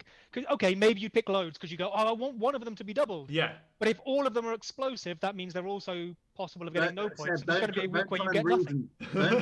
Don't try and reason with the man, Seb. You won't. You can't do it. It's I'd adore to see that broken down, but I wonder if it doesn't just average out at about the same and thus is pointless. It may do, and I need more. I need longer than the 30 seconds I've got, which I feel I've got to justify it. But Andreas says it's a terrible idea. I like that. FPL Gold fellas says captaincy is what makes FPL special. And guys, do you know what? In a way, I agree with you all. Like, I agree with the fact it's not a bad rule. It's going against me this season, and I absolutely hate it. But when it's going right, like any FPL manager, I'm fickle, and I absolutely love it. It's just where you're at in the current game. There are, I mean, we could spend a whole show talking about something like this. There are definitely some rules that I would introduce. I would introduce minus points for a defender giving away a penalty. So yes.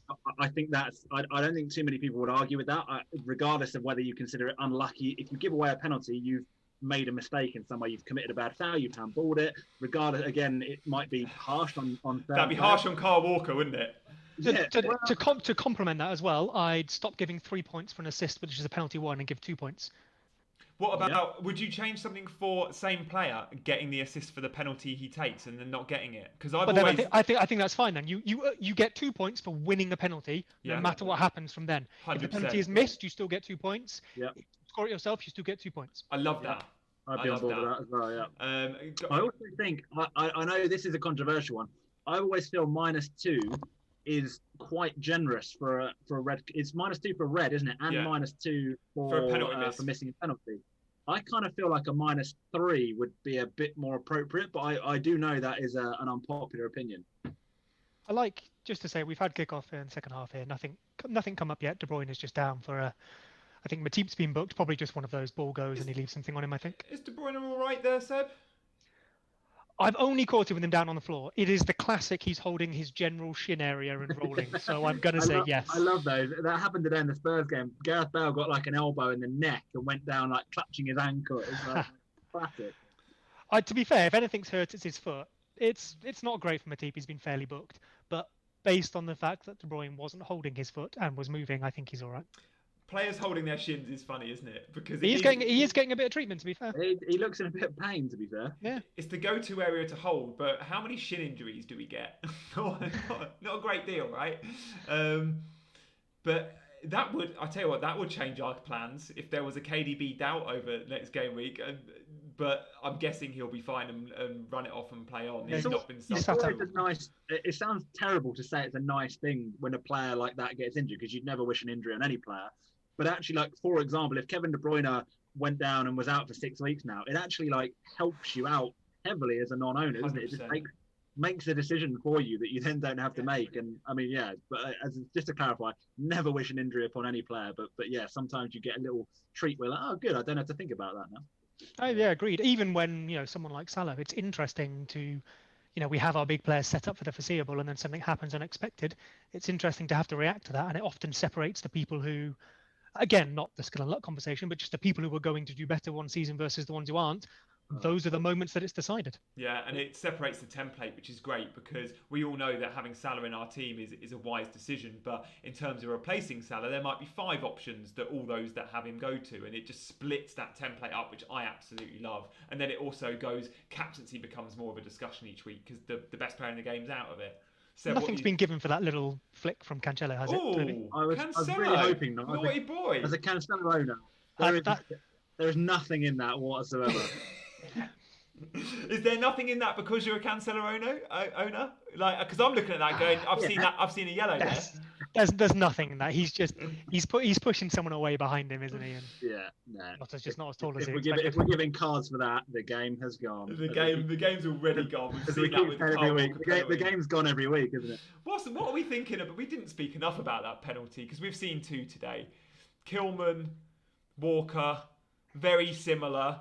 If your arm is in an unnatural position and it hits it in the penalty area, that is the law says that is a penalty. My argument is natural position for Kilman especially is just out by his side, but then also you look at the Walker one, and yes, his arm shouldn't be there, but when you're turning away, ooh, Robertson just flashing across the face of goal. I'm not sure who went in for it, but Ederson beats it out.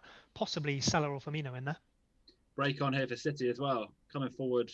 The ball's out to De Bruyne in that position he loves. Oh, Whip the ball in. Oh, Sterling was lurking. Sterling almost was in there, but good goalkeeping, came out and collected. Good carry from Torres there, who kind of dribbled the ball sort of 50 yards. He carried it, and Torres, we've not spoken about, has been really quiet. Liverpool are back on the break again here as well. This is what we want, end to end. Come on. It kind of reminds me, Jan, you'll appreciate this.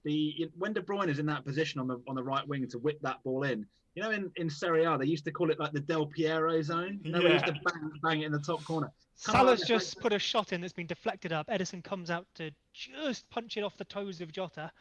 Falls to, I'm not sure who that was out there. It was Mane and Jota in there, so possibly Firmino out, who then just scuffs a shot.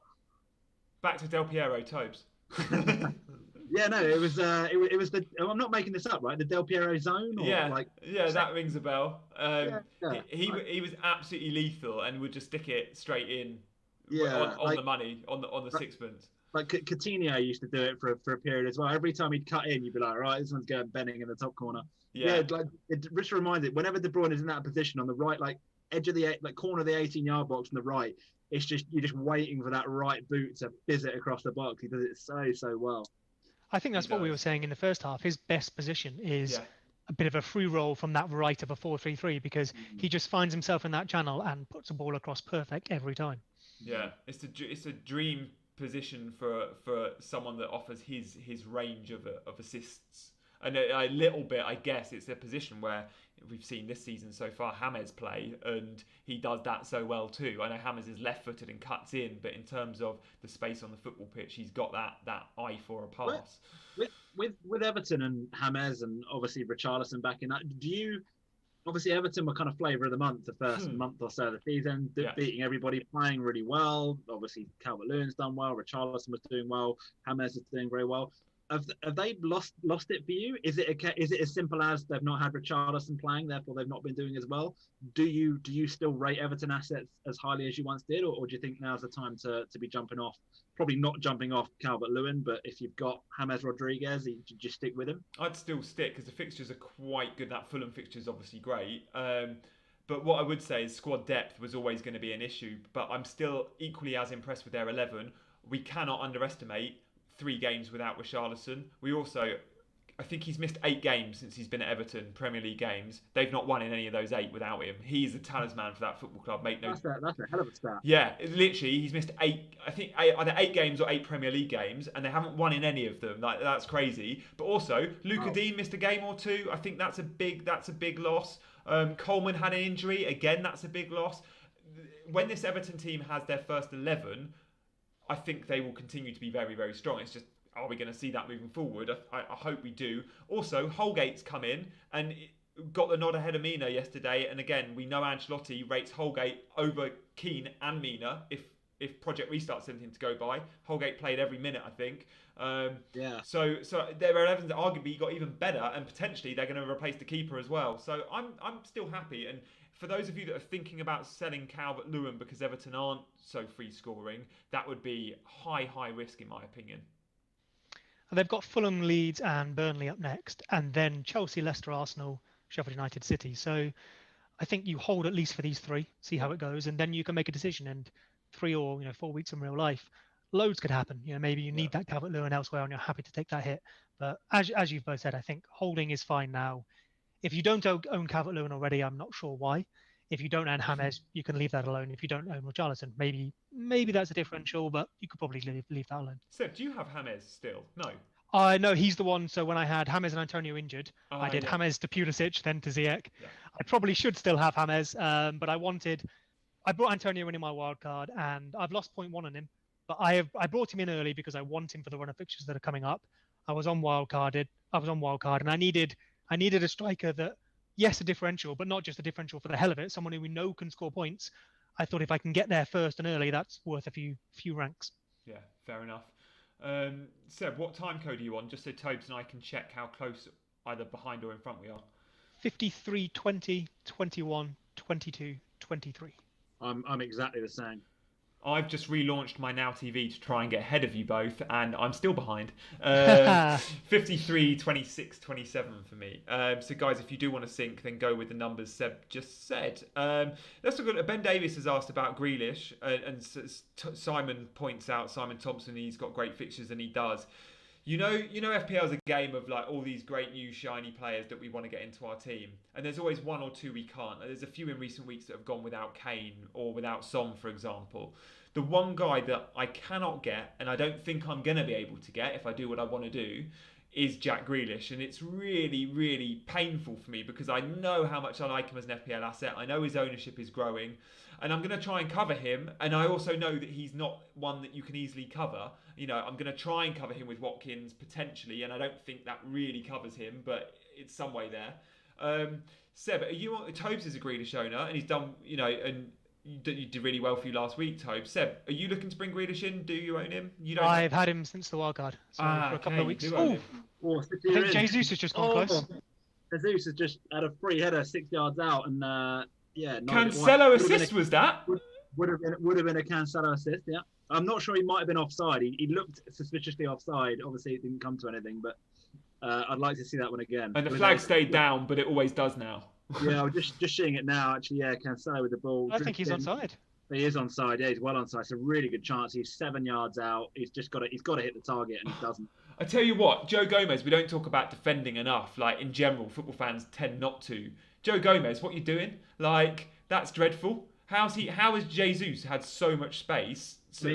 Give him a break. He's used to having Virgil van Dijk stood there next to him, and now he's got to look at Joel Matip. So you know you can excuse him a little bit. I think. Hey, Matip was great a couple of seasons ago alongside Van Dijk. To be fair, he kept Joe Gomez out of the team. And speaking of Gomez, I mean he's one that for me, like he's a good footballer. I don't think he's good enough to be starting for England or even Liverpool when they're at their best 11. I personally don't rate him that highly. I think he's often out of position. I don't know your thoughts on that, guys. I agree. I think Joe Gomez, he recovers well, but I don't think his reading of the game is. Maybe it's not reading, but yeah, he often seems to be the one out of position and not quite where you'd want him to be. It's his slot that chances seem to come in. He's very good at recovery, though, so he does often make up for that. I think you say England, I agree with you, but frankly, I don't think there are any centre-backs that feel good enough for England, to be honest. There isn't. Who is? Who are our three for England? Kyle Walker, right centre-back, looks nailed now because he's going to go with the back three. And we know Walker's recovery pace alone makes him good in that position. But who do you play him with? You know, Maguire's been so out of form, but presumably he gets a start. But then De Bruyne has just put one over the bar. Tarkowski for me. Tarkowski for you? I think that's a great shout. I think Dunk or Tarkowski I like, but I don't think either will get a sniff. No, just I see Shaqiri's being ready to come on. I don't know who he's going to come on for. You'd expect probably Jota or Firmino. But yeah, we'll find out in a 30 seconds or so. Good play from Gabriel Jesus to work the opportunity there for De Bruyne with the shot. And Jesus' goal was brilliant, and Jesus in the week came on and scored a brilliant goal in the Champions League as well. This could be an FPL asset we look to, I think. And even when Aguero's back, as you pointed out, Seb, we did see a lot before Aguero got injured of them both playing together. So Gabriel Jesus, maybe we've not spoken about him enough. If they're both fit, I think Aguero is the one, and them both playing, I think, is more of an argument for Aguero, because if one of them's going to start wide, nearly a mess up there between Walker and Henderson. Walker's recovered well. Long ball over the top. Walker tracking Mane. He's taken the ball and almost taken it around his own goalkeeper, I think. He's so quick though, isn't he? He can do what he wants. And Salah nearly in there as well. Nice little ball through from him. I think Aguero's the one out of the two because he's the one that's not going to start wide and he's a better goal scorer. Jesus isn't terrible. When they're both fit, I maybe wouldn't look at Jesus in the same way I would look at Aguero. Yeah. Has Jan, has Sterling been worryingly quiet for you in this game? Yeah, a bit. But it is Liverpool. It is a top of the table clash. There's a lot of good players out there that have offered very little. You could argue Mane, Jota, Firmino did Jack. Who's just come off now for Shaqiri. So 59th minute sub for Firmino with his 1 point. Not that anyone owns him. He must be the most overpriced FPL asset, Firmino, right? He's 9 million, and he's just not a player you're going to go anywhere, which is remarkable given that he essentially is Liverpool's number 9, like one of the highest scoring teams in one of the best teams in the Premier League. It's just remarkable how bad an FPL asset he is, despite him being such a good footballer.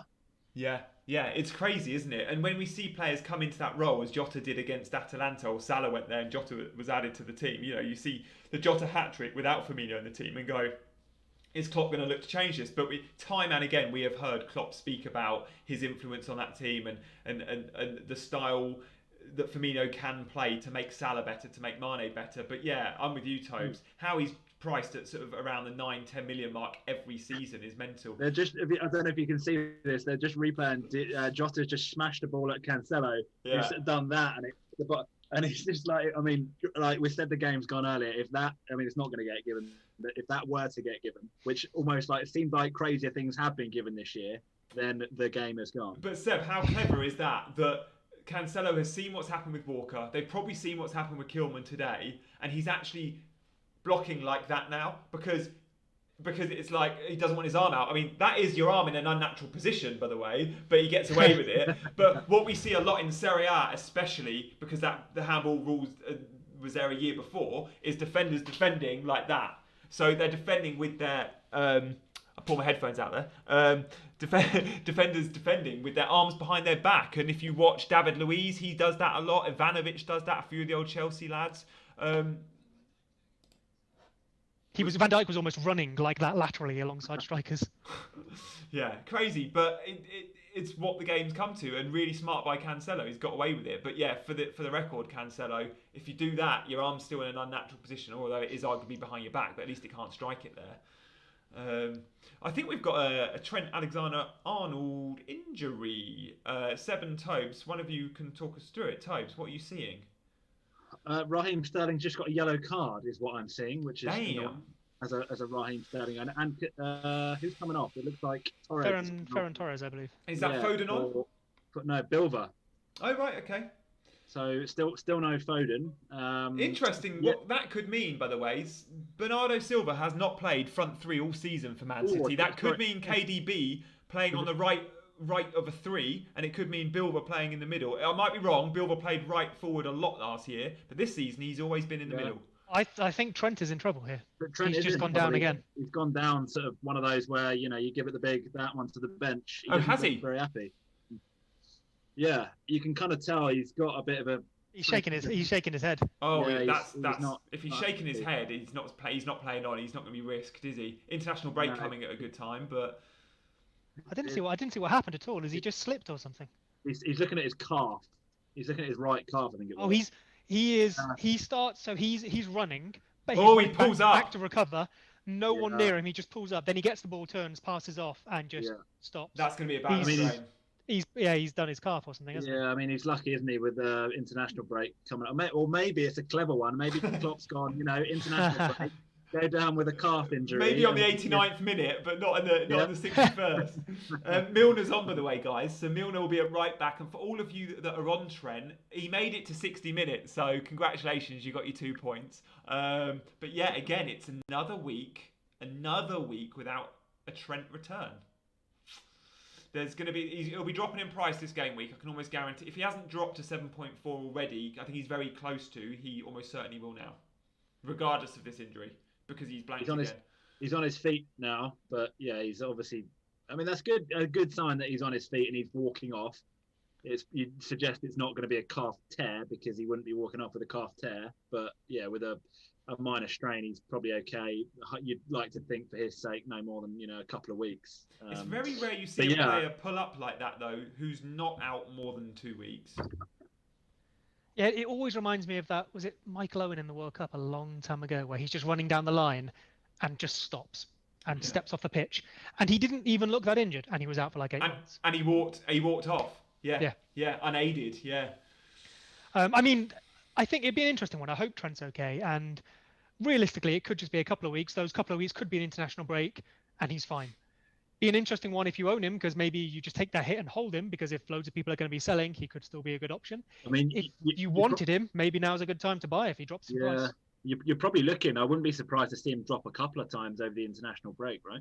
Yeah, yeah, and there will be some switches there that are the sort of sideways move to Robbo because the money is there. But again, you'll likely see players like Cancelo go up in value because there'll be a lot, and Chilwell. Wow, I think you see a Chilwell double rise because that's the move people will make. He's just scored a goal. He's in people's minds. Yeah, despite difficult fixtures for Chelsea in terms of goals conceded, I think. I know I said I think Chelsea got a good run.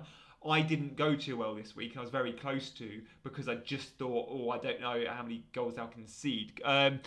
Danelius says, will Milner be on penalties now? No, he won't be. Salah will continue on pens. A couple of weeks ago, Salah took a pen with Milner on the pitch, which we haven't seen in a long time, but he did.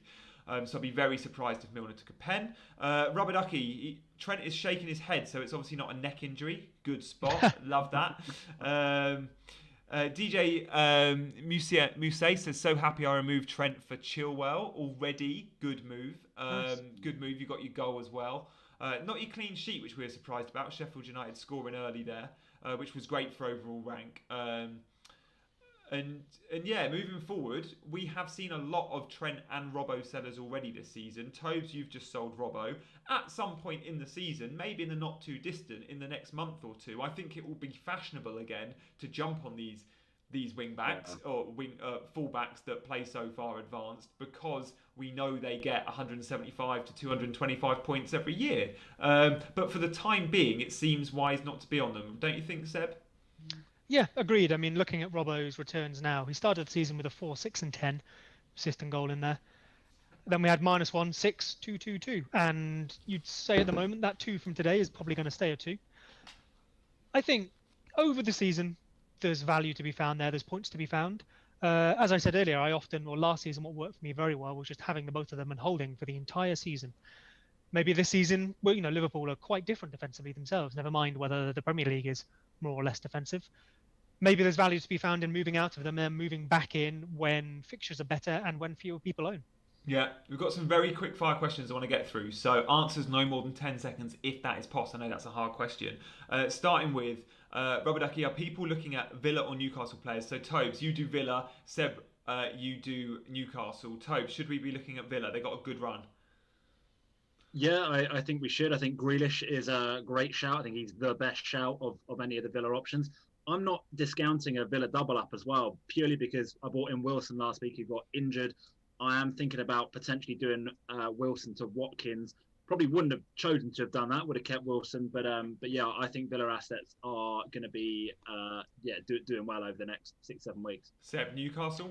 If Wilson is injured, no, choose Villa. Yeah, with Newcastle, honestly, Steve Bruce is the most underwhelming manager from an FPL perspective. He never gets clean sheets when you expect him to, although he gets a few. And going forward, it's just so frustrating because his teams never offer much. I know Tobes went on Callum Wilson, and loads of you in the chat will probably have Wilson or have liked him. That's a move I was never be close to because I just don't like the manager he plays for in terms of FPL. And by the way, talking of managers, Sam Allardyce, who was featured on Sky Sports yesterday because he texted a presenter, if he does take over a Premier League club at any point in January, which he usually does, for the first or sacking, no doubt he'll be linked, wherever he goes, get a Sam Allardyce defender in your team. That's a top tip. When he went to Palace, the clean sheets. When he went to Everton, the clean sheets. Sunderland, the clean sheets. Just one of those managers you always back. Tony Pulis was the same. Roy Hodgson actually was the same, arguably still is, and Sam Allardyce is another one. They always are at clubs where their centre-backs are 4 million. Jump on them. Question from, where was it? Danelius, Seb, how about the 4 million Liverpool defender, the centre-back that played last time out? I can't remember his name. That's not an option now because Matip's back. That's a silly move. That's not reliable, and you might think, oh, fine, I'll stick him on the bench. You're eating a Liverpool slot. Don't do that. Yeah, exactly. I'm looking for quick-fire questions. Fernandez, Tobes, for you, Fernandez and Jesus or Sterling and Martial? It's an easy one, isn't it? First one. Yeah. Yeah. Yeah, Sterling and Martial. Martial hasn't had... He may have had one, because he got one yesterday, I think. One shot on target all season in the Premier League. That's mental. Worth noting, he's overperformed his XG in every single season for Man United. Has he really? So one shot is all he needs. He's clinical as anything. Yeah, Gary Neville. He does actually need to. He needs to get the chances, but if he does get them, he scores them. So he's over. You talking about Martial? Yeah. Yeah. Yeah. Overperformed his That's XG in every Premier League season. Yeah, we often look at him, don't we? And he is one of those players that does nothing for 90 minutes, but does one thing, and you go boom, goal. You forget that he's even playing in the game. Then suddenly boom, Martial, goal, and everyone goes, oh yeah, he scores, doesn't he? Yeah. Nikhil, we're getting the questions in now, so I'm going to rattle through these. Nikhil, João Cancelo is a nice differential pick from Game Week 10. Yes, he is. Toby's got him. That's a good shout. Tobes, is James a hold for one more game? The Fulham fixture. Rodriguez? Yeah. Or Reece James or James Rodriguez. Yeah, I would say so. I think they've got a couple more nice-ish fixtures. Everton, I'd be looking to... If you've got him, keep him for at least another couple, and then ditch him when the kind of tricky run comes. I think in 3 game weeks time. Yeah. Seb Williams says Werner and Ziyech, or KDB in a cheaper forward. These questions where it's 2 and 2, guys, that's so difficult. Keep it to 1 and 1. There's so many variables. That obviously depends on the cheaper forward. If you're giving me any of them, probably Calvert-Lewin. I like Antonio. I'd go for the second one, just because doubling up on Ziyech and Werner when we're not sure their attacking form will continue just seems like putting too many eggs in one basket. Yeah, and also we don't know what other players you've got in your team, so those 2 for 2 questions are so difficult, and we get them all the time. Best Mitrovic replacement, Tobes, Simon Thomas. So you've got 6 million spent on a forward. Who'd you go for?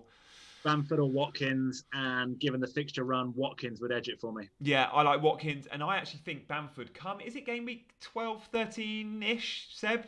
Leeds' fixtures look brilliant, and I think Bamford's ownership is going to rock it. 12, West Ham, Newcastle, United away, Burnley, West Brom. Oh, it's nice. It's nice that. Bamford's I know it's quickfire, so I just wanted to grab though. Bamford's an interesting one. I sort of famously haven't owned him yet, and still don't plan to.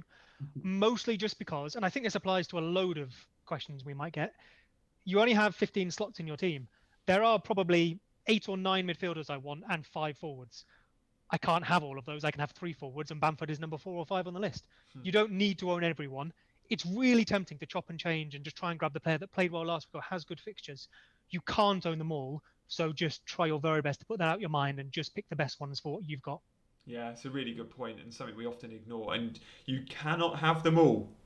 You just cannot. It's so silly because I see so many people 4 and 8 point hitting just to get the latest sort of trending on sort of knee jerking, and it's just not the one for me. Skander says, do I play Souček or Podence? Skander, that is a very easy question in my opinion.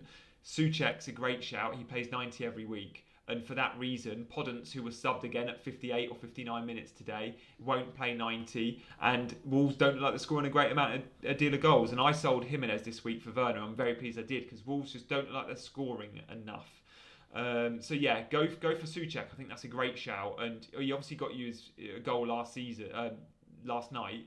But Souček at Slavia Prague averaged 1 in 3, pretty good going forward. I know he's a kind of number 8, a box-to-box midfielder, but he does get a lot of chances, especially with headers. Have you seen his heat maps? His heat map for this season, he has basically as much heat, if you like, in the penalty area as he does in his DM position. Yeah, it's funny, and nothing in between. Yeah. He's literally either in the centre circle or 12 yards out, 10 yards out. He's brilliant. And I really was this close to going Souček this week. I know we always do it, like if someone does well, you always tell everyone that you were so close to buying them. But I had two options this week. I was either going to go Chilwell and Souček for Trossard, who didn't play, and Saiss, or I could sell Saiss and go West Ham defender Masuaku and then sell Jimenez to Werner, which I did. So I was about 4 points better off by going. I went Werner. I lost 4 points. It was fine. But have you, obviously Trossard's a bit of an issue for you because when he has been playing, he's not been returning you any points, and he was pretty inexplicably left out of the squad entirely for Brighton, right? Injured. Yeah. Okay. So do you move him on next week? Are you taking a hit? Potter said he hopes he'll be back after the break, but yeah, I need to wait on the press conference there. I do want to sell him, but I've got other fires to put out. But at 6 million from midfielder, not returning for me in the last 3 weeks, which I've owned him, you got to expect that with your £6 million men. Like, you can't expect regular returns. If you go up to the 7 million bracket, the Grealish money, you expect to return every 2 or 3 games. But at 6 million, you can't. Like Souček owners, you've had him for 8 game weeks. He's got you nothing other than last night. And that's to be expected on these budget enablers. But yeah, I do want to get rid of Trossard. And Cancelo playing a 1-2 with KDB there, getting into the area, was forced wide. Yeah, just a great example of that inverted wing-back role he does. Yeah, he could have gone down for a pen there as well. A challenge flew in at him, which he kind of skipped over. Fair play to him. But yeah, if he'd have gone down, he'd have thrown himself to the floor theatrically. He might have got something. Speaking of Cancelo, he is currently on alongside Wijnaldum and Mane, 1 bonus point. Salah is on for 2. Gabriel Jesus on for 3. Sterling into the area. Sort of in here. They've got a lot of men back very quickly, haven't they? Yeah. It looked like something was on there, and then it very quickly disappeared. Yeah. Saying that though, Gundogan nearly took a nice touch through, just bounced away from him. Yeah, better touch, he was in. Oh, I love this question. On a night out, do you stick with beer, or after how many pints do you switch to shorts? That's a great shout. Tobes, we were at university together. What would have been our standard then, and what is it now? I won't have the same drink twice, ever, rarely on it. I think this is a massive myth. Like, mixing drinks is a bad thing. I get bored of one type of drink. It's very rare for me to have 2 consecutive drinks, and I know that's a really weird thing to do, but I've got no issue with it. And yeah, that's the way to go for me. Love that. But yeah, I mean, I'm at uni. We would have definitely had the same drink a lot, depending on whatever deal was on at that bar, probably. Giant bottle of Lamborghini, right? Oh yeah, Lamborghini, brilliant. Yeah, three VKs for £4. Yeah, we had a funnel at uni, Seb, and we'd hang it out at the top floor, sort of first floor of a house, and we'd be in the garden with the funnel and just whacking everything in it. So the person in the garden had no idea what you were doing at the top, which was just adding all these different spirits into like a sort of beer wine mix or something. Sounds like that can only end well. Yeah. It meant you always used to go out with a tenner and come back with change, because your pre-drinks was just so messy. so efficient. Yeah, exactly. Back to the game. We've got 15 minutes left. It's 1-1. The end of the last 20 minutes of that first half was brilliant. We saw end-to-end. We saw a couple of good saves. We saw a missed penalty.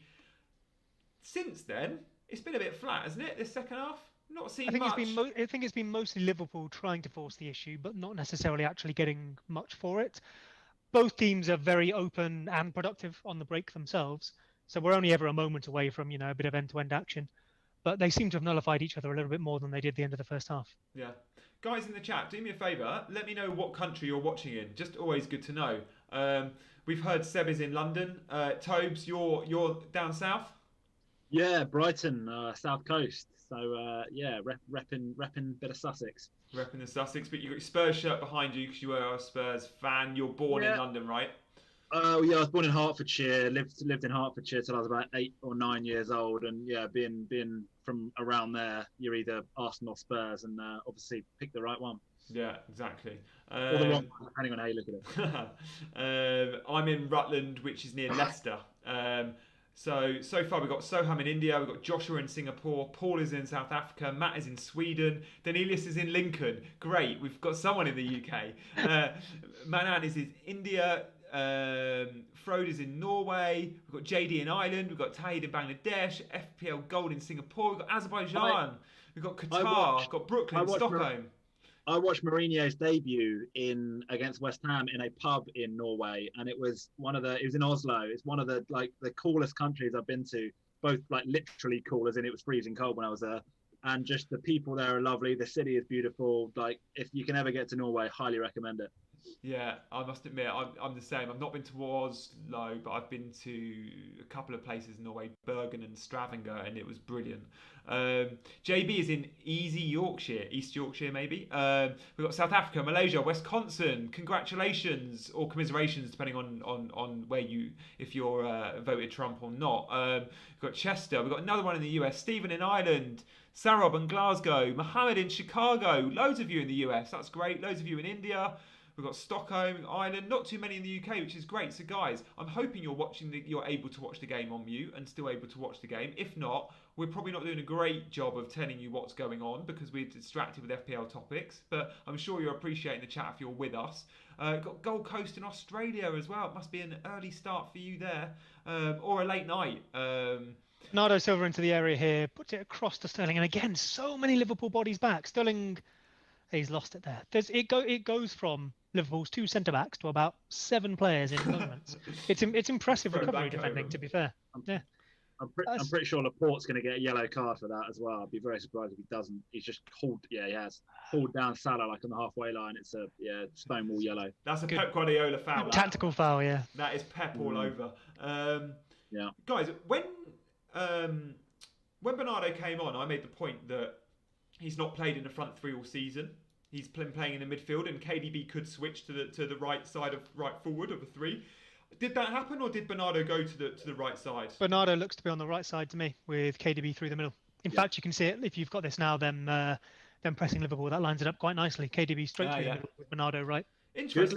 Good little graphic on the screen there. Only 1% of the play in the last 5 minutes has been in Man City's box, so it's been all City the last 5 minutes. All City, and they've got on the bench. They've made one sub, right? It was Torres off. For Mahrez, is Mahrez on the bench today, or is he out the squad? No, he's completely out the squad. Okay, just a rotation. Interesting, and Foden's on the bench, so we could see a Foden move relatively soon. But very strange that Mahrez didn't make the squad. And I get the rotation argument, but rotation out your starting 11 makes sense. But Mahrez is someone that's been pretty valuable. He's a game winner as well, right? He's a guy. If City need a goal, they're 1 down with 10 minutes to go. Mahrez is a guy you want to bring on, right? Yeah, especially when you've only got one fit striker in your squad because you haven't got Aguero there. Presumably Delap's not on the bench. Or is Delap on the bench? Could that be a super sub? We haven't seen Delap in the Premier League, I don't think. So Stones, Ake, Garcia. So 3 centre-backs, good times. Zinchenko, Foden and Bernardo Silva. It's a strange bench. Mahrez must have been injured. There is no way Mahrez isn't getting onto that bench. The quotes I saw were just rotation. Bizarre. Doesn't mean that's true, of course. I think we have seen Delap for about 40 minutes in the Prem, I think. No, we got him. He scored the goal, didn't he? We got him in the League Cup. And everyone went mental. He's 4.5 in FPL. I don't think he got any minutes in the Prem. I will check that now. Yeah, check it. Like he did, Matt has asked, can we see another goal in this game, Seb? What are our predictions? I was just thinking, unlike the last 2 seasons, I think both teams will be happier with this 1-1 draw than they would have been. Last year, City obviously needed to beat Liverpool to give themselves a chance. And actually, the year before, it was City beating Liverpool, one of those things that turned it around, and City just about won it. This season, both teams have shown they are able to lose to anyone. I don't think either team needs the 3 points off this to win the title, if you know what I mean. I think they might be content just to not lose the 3 points. They both look very content. No one is overcommitting. And even with the substitutions, as we've seen, I think both managers will happily settle for a point in this football match, which we haven't often seen between these two. No, I mean, well, last year, this was City needed this to stop Liverpool because they were not losing to anyone else. Exactly. But now it feels like, well, City don't need to. City are behind Liverpool at the moment, but they can let someone else beat Liverpool. They don't need to do it themselves. Yeah. We did get 40 minutes of Delap in game week 3 when they lost to Leicester 5-2. Okay, good knowledge. So that must have been off the back of the the Haribo Cup game where he scored goals, and because there was a few people I saw on Twitter sort of saying 4.5 million, Jesus, Aguero out, could this guy get some games? That would have been an amazing thing, wouldn't it? You get a Man City number 9 if he had played games at 4.5 million. Unbelievable.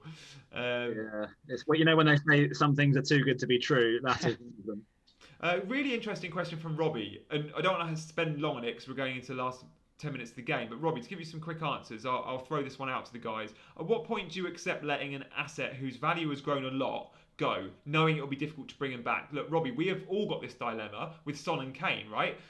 You've probably got it too. We've all probably got sort of 0.5 tied up in them. But for me, great defending from Cancelo there. Sorry to interrupt, but just a back heel plays Salah through. Cancelo dives in, collects the ball, but keeps it as well. Just scoops it around. Salah gets up and clears it. Impressive. You get that wrong, and it's a penalty and red card. Fair play. Sterling could have been through there. Not a great. That might have been Cancelo again. I don't know if you saw that, Toby. but a ball through to Sterling, who's just I overrun think it was Cancelo, yeah. Yeah, it is Cancelo. So Robbie's question, my quick answer to that, and I'll throw it to the guys, is it depends on the player, the team in your setup. For me, it's points over pounds all day long. It could be $1 million and I'd happy to sell. It could be $500,000 and I wouldn't be happy to sell. It depends what options are in the game at that moment. And with Spurs, with that really tricky fixture run, there's so many good options with United, good fixtures, Chelsea, good fixtures, and Man City, unbelievable fixtures, where we probably want to move those premiums around. So yes, you'll lose money, but the points are way more important. And you can still bring them back. You know, it's only a 0.2 or 0.3. This game is not about money.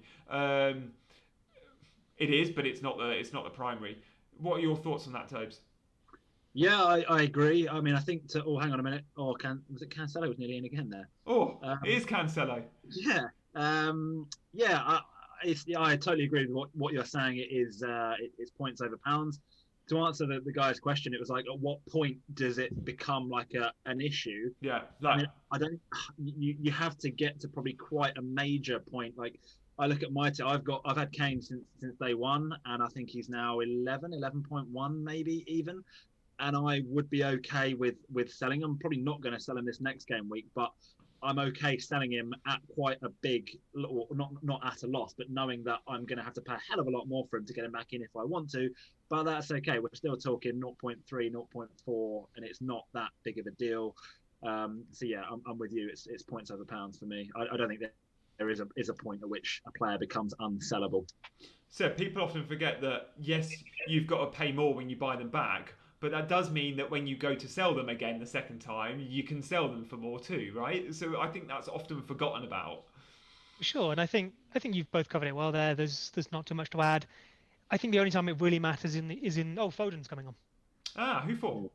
Not seen it yet. He's just getting his kid on. It's probably Sterling. It's probably Sterling, no? Not a bad shout. Maybe one of the midfield too, if they want to push forward a little bit more. And Bernardo could drop into the midfield, and you could play Foden on the right. Quite possibly. In fact, Sterling's a match winner. He's not taking Sterling off, even though he's on a yellow. He's a match winner. I'd be surprised if I said Sterling. If you're going Sterling. Oh, I've got Arsenal team news, guys. So I'll just give you that because, I mean, not many of us have got a huge interest in that football match with Arsenal. Oh, okay, maybe Aston Villa. So the big headlines there are the Aston Villa team news. Grealish starts. That's probably all we want to know. Martinez starts. And then for Arsenal, we have the same team, by the look of it, that played last time out against United. Lacazette, Aubameyang and Willian.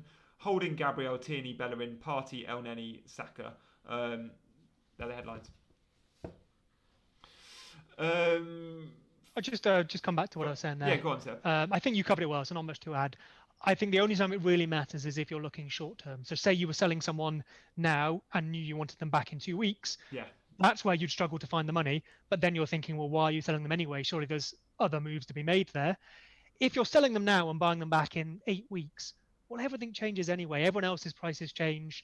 You know, if they're still worth that higher amount in the future, then it's worth paying, and don't worry about it now.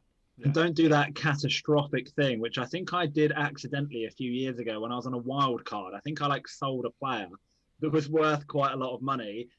Maybe I'd had a few beers. I was like, set my team. I was like, yeah, I'm happy with that. I'll look at it again tomorrow. Came back. I was like, Christ, I've got to pay like 0.8 more for a player that I sold yesterday. I was like, you idiot. I couldn't believe I did it. It was so casual. And for those of you that are on wildcards, make sure you keep anyone that you think is going up in value, keep them in your team just for that period of buying and selling, because you can make money in wildcards. So especially when there's a two-week break. So for example, you could own, I don't know, let's say you've got Ziyech in your team and he goes up 0.2, you could sell him for 0.1 profit, and even if you don't want him in your team, it just means you can't set your team and confirm all those transfers that you want. You can play around with it. So has Foden come on the pitch? If so, who for? I've not seen him come on yet. No. And the app isn't telling me. Look, this is a game where we'll see what Pep wants to do with this. If he's settling for a draw or how much he's chasing it. If Foden comes on for a Gundogan, that's a positive sign. If he comes on for a Sterling, you think, okay, maybe it's settling for a draw. Wijnaldum just got a bit lucky there. He gave the ball away he got tackled in a dangerous position, but City weren't quite able to capitalise.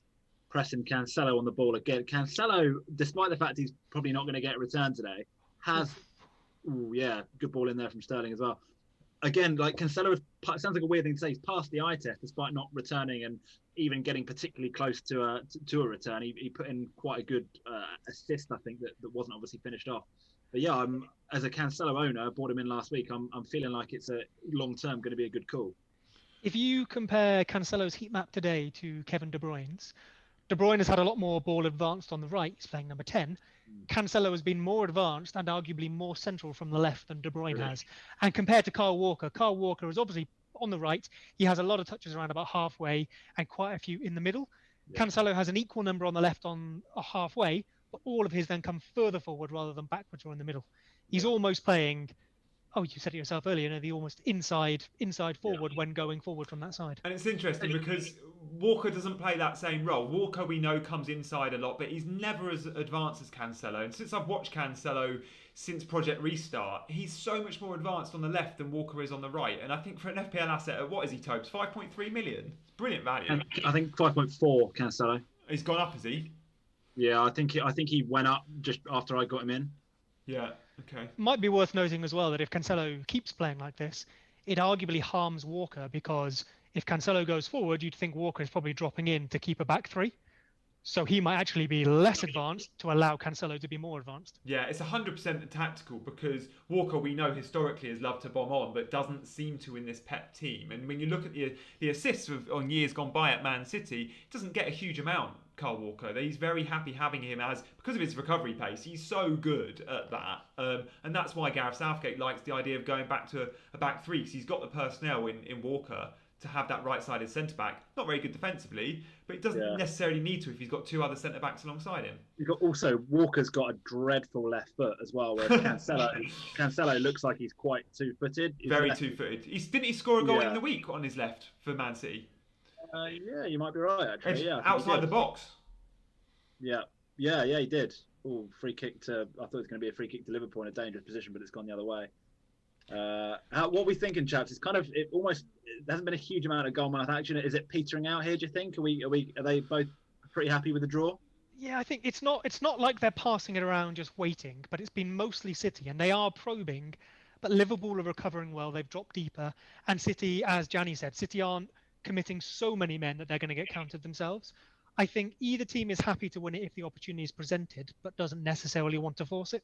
Good result, not from an FPL point of view, as a non Man City or Liverpool supporting, as a Chelsea fan, as a Spurs fan. Maybe not quite so relevant, Seb. Apologies to the Leeds fans at the moment. The season is but young this time. I agree.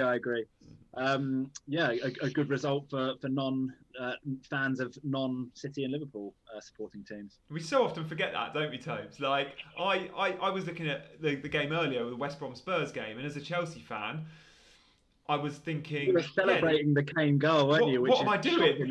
Yeah, what am I doing? Kane scored, he's my captain, and I'm pleased about it. No, I want Spurs to drop points. And so yeah, you're right. This is a great game for a result for those that perhaps have got aspirations to be a sort of title challenger this season. And maybe Spurs and Chelsea can count themselves as challengers. I mean...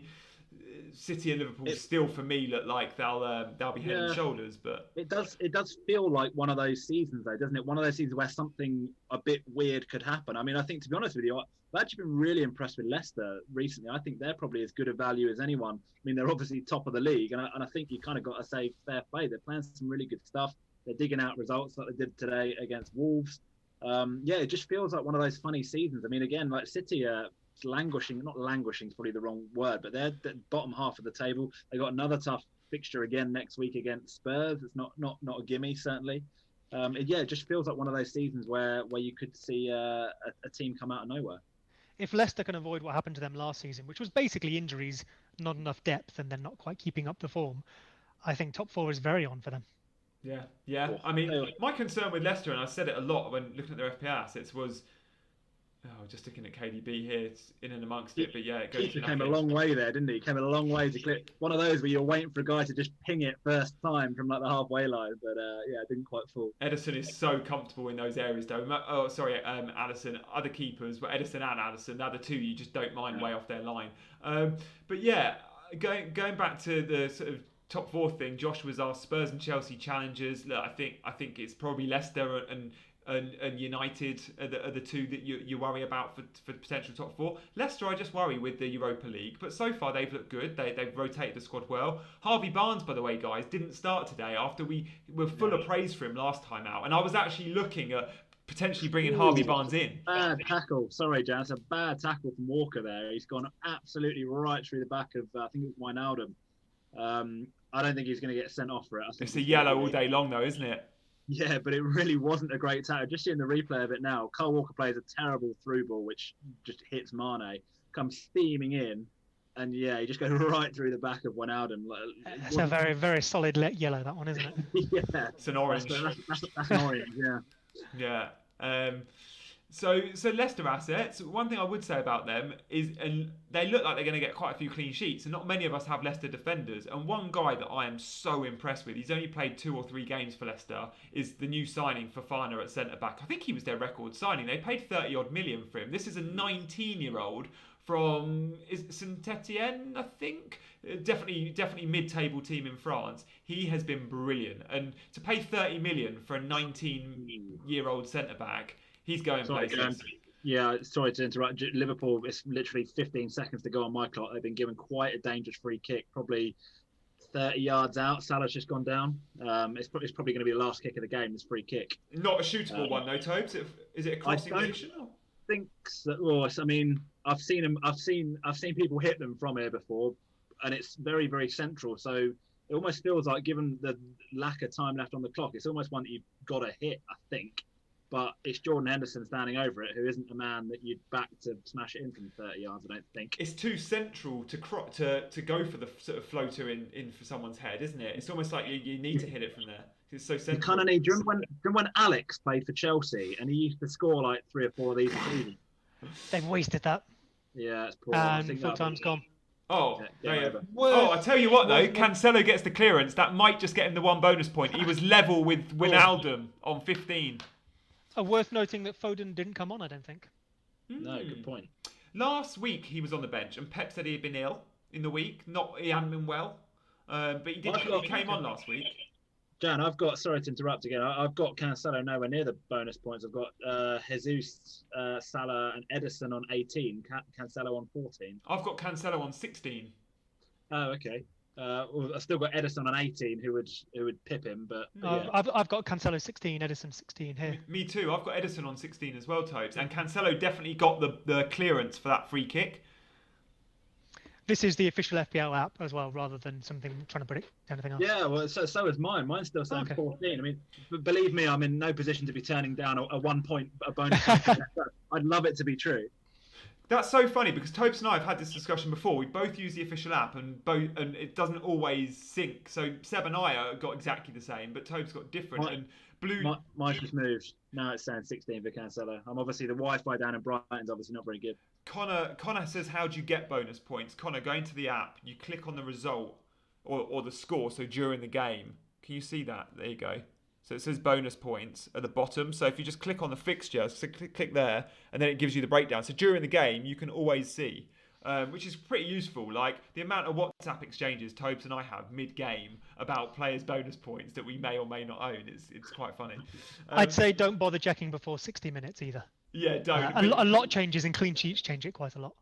Yeah, indeed. And maybe next time we're all on, we'll have a sort of dedicated 10-15 minutes on the bonus point system to describe how you get your points, because I know we mentioned that last time. So, takeaways in terms of the game week, because look, Arsenal Villa are due to kick off in 45 minutes, but for many of us, we can probably close this game week out. Like, yeah, there'll be a few Aubameyang and Grealish owners out there. But how's it been for you guys? Seb, I'll come to you first. I am on 56 with Grealish to go. I'm not really sure how that fares compared to other people. It feels a bit better than the past few weeks, but 56 is not a particularly high score. Christ, I'm on 48. I thought I was having a good week. Have you got anyone left? Martinez. Oh, I've got bonus points to come in from Kane. That'll be 6. Did you add your bonus on? Oh, no, I did not. Yeah, so I've got Captain Kane bonus points. Useful. So, it'll be 62 if he's on 3, presumably, isn't he? So 62 with Grealish to go. So a goal from Grealish would be nice. That's solid. 60 is a solid week, all else being equal. Yeah, I think so. I'm having a second successive week of 10 men. because I'm not willing to invest in my bench just yet. And I was banking on Trossard starting, and he was injured. And then I was hoping I knew Mitchell would be out on the Friday press conference, but I was hoping Burke might come on and get a couple of minutes as he has in recent weeks, but nothing. So 10 men for me, but I do have Martinez to play tonight, so let's hope for a Villa clean sheet. I know many of you in the chat have got Martinez. Danelius is on 69 with Barkley and Martinez still to play. Tal's got Martinez. Tobes, how are you getting on? So including bonus points, which live FPL is crediting Cancelo with 1 currently, which is massive. I am 56 points with Grealish and Martinez to play. So, yeah, if I can creep over 60 points tonight, I'd be pretty happy. A clean sheet sees you well, really. I guess having 2 Villa is probably something not everyone has. We probably have one of them. A lot of people have Martinez. Yeah, it's looking, the effective ownership of Grealish is 54%. Martinez is 13%. I can't imagine too many are captaining Martinez. Oh, Martinez is a lot lower than I thought. Maybe that's just the FPL community. Everyone in the community. Yeah, oh, sorry, I've got Guaita, and he's managed to do absolutely nothing in Palace's good fixtures. I apologise. So that 13% Martinez, that's in the top 10k ownership. Oh, okay. Because I'm so high, I'm only really looking at the top 10k ownership. Of course, why look anywhere else? Just looking at Sterling's points, last 3 game weeks, 2, 3, 1. He's 11.5 million. This is why like Bruno is just screaming out at me. Really, I'm thinking about getting rid of Son. Part of me now is almost thinking, and I know I shouldn't just be influenced by what I've seen because it's a kind of top of the table clash on paper. But yeah, it almost feels like Sterling to Bruno for no hits is quite a nice move. Give Son and Kane a chance against City, against somebody that's playing us. See how Spurs play on the counter. You could easily, as Seb mentioned earlier, you could see Son getting a goal or 2. Is that a more sensible route rather than dismantling this Spurs double up like at the first sight of a difficult run of fixtures coming in? I'm kind of going to have to think about this a little bit, I think. Yeah, next week's calls are going to be massive. What do you reckon, Seb? What did KDB get in that same time that you just mentioned for Sterling? Good point. It will take me a sec to find out, but I'm just looking now. So I'm just thinking. I know we got a couple of assists in the Champions League as well. This is why I'm not considering Sterling and will have KDB, even ignoring penalties. 1, 6, and just 3. That consistency. Okay, so not really any different, but he's got an assist today, could have had a goal, and then you're telling me he's got an assist a couple of weeks ago. Just those little returns that trickle in are putting him ahead of Sterling. And absolutely, as we said last week, Sterling can bag a hat-trick in any given week, but I want consistency and reliability from someone I'm probably going to give the armband to. Yeah, I'm with you on that. I am looking at still having both. I'm not willing to drop Sterling yet because I just want big City cover. And when I say big, I mean 2 players. And with Pep, you cannot predict that 11, but the 2 you can, in terms of midfielders and forwards, are Sterling and KDB. They're the only 2 we know will play 9 in every 10 Premier League games. Would you make the same decision if you were like 100k, 10k? Are you doing it because you feel like you can make that move and gain some ground? Possibly. Yeah. Do you think it's a bit early? Yes, is the answer to that. Do you think it's a bit early to make those sort of moves? No, I don't. No, I'm happy with that. I think I'm with you, Seb, on the whole play safe with captaincy. Too early to do differential captain moves and things like that. But I'm very happy with that double up. Also, let's not forget, this is a player I already own. We're not talking about me bringing Sterling in here. We're talking about me not selling him when I need to sell Son and Kane anyway. Like, I'm set on selling those 2 guys. So arguably Sterling is a fire I need to put out, but I'm not willing to do that. 1, based on the fixtures, but 2, just because I've got bigger fires, right? So I'm happy with that. But yeah, would I be doing it if I was in the top 10k? I don't know. It's hard to say unless you're there, isn't it? But I think I'm happy with that. I think the already owning him is maybe the important thing, because while already owning a player isn't a reason not to lose them, it is if it costs you points. So that's fair enough. I just wonder if at this point in the season, you don't need to be too different. We talk about the template a lot, but you don't need to be too different to do fine. It's about points. It's not about where your points come from. It's just about getting the most points possible. Yeah. Just have a solid team, keep it chugging along, and when an opportunity presents itself, go for it. You don't need to force the opportunity. There are going to be enough injuries and enough rotation this season for someone like Sterling to become an option. Or, we saw Trent get injured today. People have been removing Trent for weeks, and now is a proper time to remove him. If you've got him, get him out and bring someone in. Yeah, it frees up that money. Tobes, same question for you, Sterling, because you own him and you've got other fires. You've got Son and you've got Kane. Yeah, I'd be very, very wary of having no City attacking coverage. Obviously, I've got Cancelo, and taking out Sterling for Bruno kind of makes sense on paper, but I'd be very, very quickly after that wanting to get then De Bruyne in for someone else, and I'm not quite sure how I'd do that without getting rid of a Salah. I wouldn't have the funds to be able to do Son to De Bruyne particularly easily. So I think I'm probably going to leave Sterling in there and just hope that he comes. I mean, how many times has Sterling blanked 4 times in a row? Probably not many over his Man City career. Typical that he's going to be facing Spurs next weekend, and he's probably going to smash in 5 past us. But yeah, I'm thinking about it a little bit emotionally, having watched him not have a particularly good game. But I think it's probably unlikely that I ship Sterling out. Certainly this game week, I could see myself doing a bit of a sideways move to De Bruyne, maybe if I've got no other fires to put out, because I would rather have De Bruyne than Sterling, but it's not pressing enough for me to.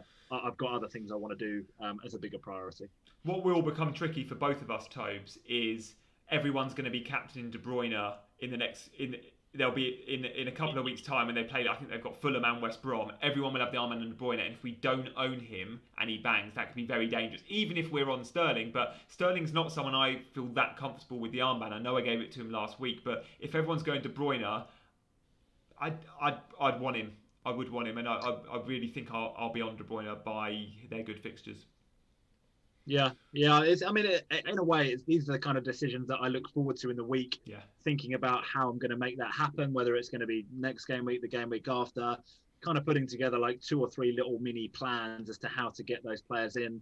And yeah, we've obviously got the international break now to mull it over. I'll probably be taking a little bit of a break from FPL, like for a few days. I think it's quite nice to have that break to recharge. It can be, you can get down in the weeds a little bit with it. Looking forward to a little mini break, but I'm sure come a stodgy international that we watch, we'll be going, give us some Premier League football back, please. Yeah. How about you, Seb? Just looking at some of the stats here. This is for the whole season, and obviously penalties have a high XG value, so worth remembering that. But XGI, which is XG, so expected goal involvement, which is goals and assists combined, Sterling is down on 2.74, whereas De Bruyne is 3.83, and then your Salah 7.76. Zaha is just behind him on 5.5, and then you start looking Mane 5, Bruno Fernandes 4.5. Again, you've got to remember penalties with that. 4 for Grealish, 4 for Son. I feel like in previous seasons you'd expect Sterling to be in that group, but he's half what you expect. Potentially, what we're seeing with our eyes are being backed up by the stats, and that makes me feel pretty comfortable in not considering him. The only problem with Sterling is, if you've watched him in the Champions League and the Carabao Cup, he's been banging them in every week. Like, his numbers in the Champions League in cup games this season would probably be up there, if not higher than the 7 of Salah. Like, so I don't know. For me, it's just. I wonder if we're seeing a difference in system or how people are setting up, possibly. Or maybe it's just luck. Yeah. Maybe that it will balance itself out and come back round. Guys, thank you all in the chat for being so interactive today. Thank you for joining us. We'll be back after the international break. And sorry we haven't got to all your questions at the end. Just conscious that we're about to wrap up. We've been on air 2 hours 11 minutes. Seb, any closing statement from you? Thank you for being with me. We can check you out on Twitter to give you a follow. But yeah, any final thoughts? Probably similar to Toby. I don't think I have any pressing concerns with price changes or injuries. I want to leave it alone for a little bit. We've got a game coming out as well, so I've got to focus on that. But yeah, I think I want De Bruyne. I just need to work out how to make it happen. Yeah, and Tobes, from you, international break is a good time to read your book, right? My book or our book? Okay, it's ours. Fantasy Premier League, Unlocking the Secrets to the Top 1% Finish. We've only got about 65 of these left, and they will sell in the next few weeks. So guys, Google it. You can find it on Amazon. You can find it on either of our social medias. Check it out. Also check out Wasting Your Wildcard from Fantasy Football Scout. This one's about stories from the FPL community and stuff. This one's about how to be a better manager and improve your game. Forwarded by Jules Breach. It's brilliant. Get them both. Check it out online. Tobes, final thought from you? Cancelo masterstroke with that one bonus point, bringing him in. Very, very happy with that. So that's about all I can hold on to in that game. Sterling didn't look very good at all. Cancelo does look good going forward. It's looking like a pretty modest game week for me this week.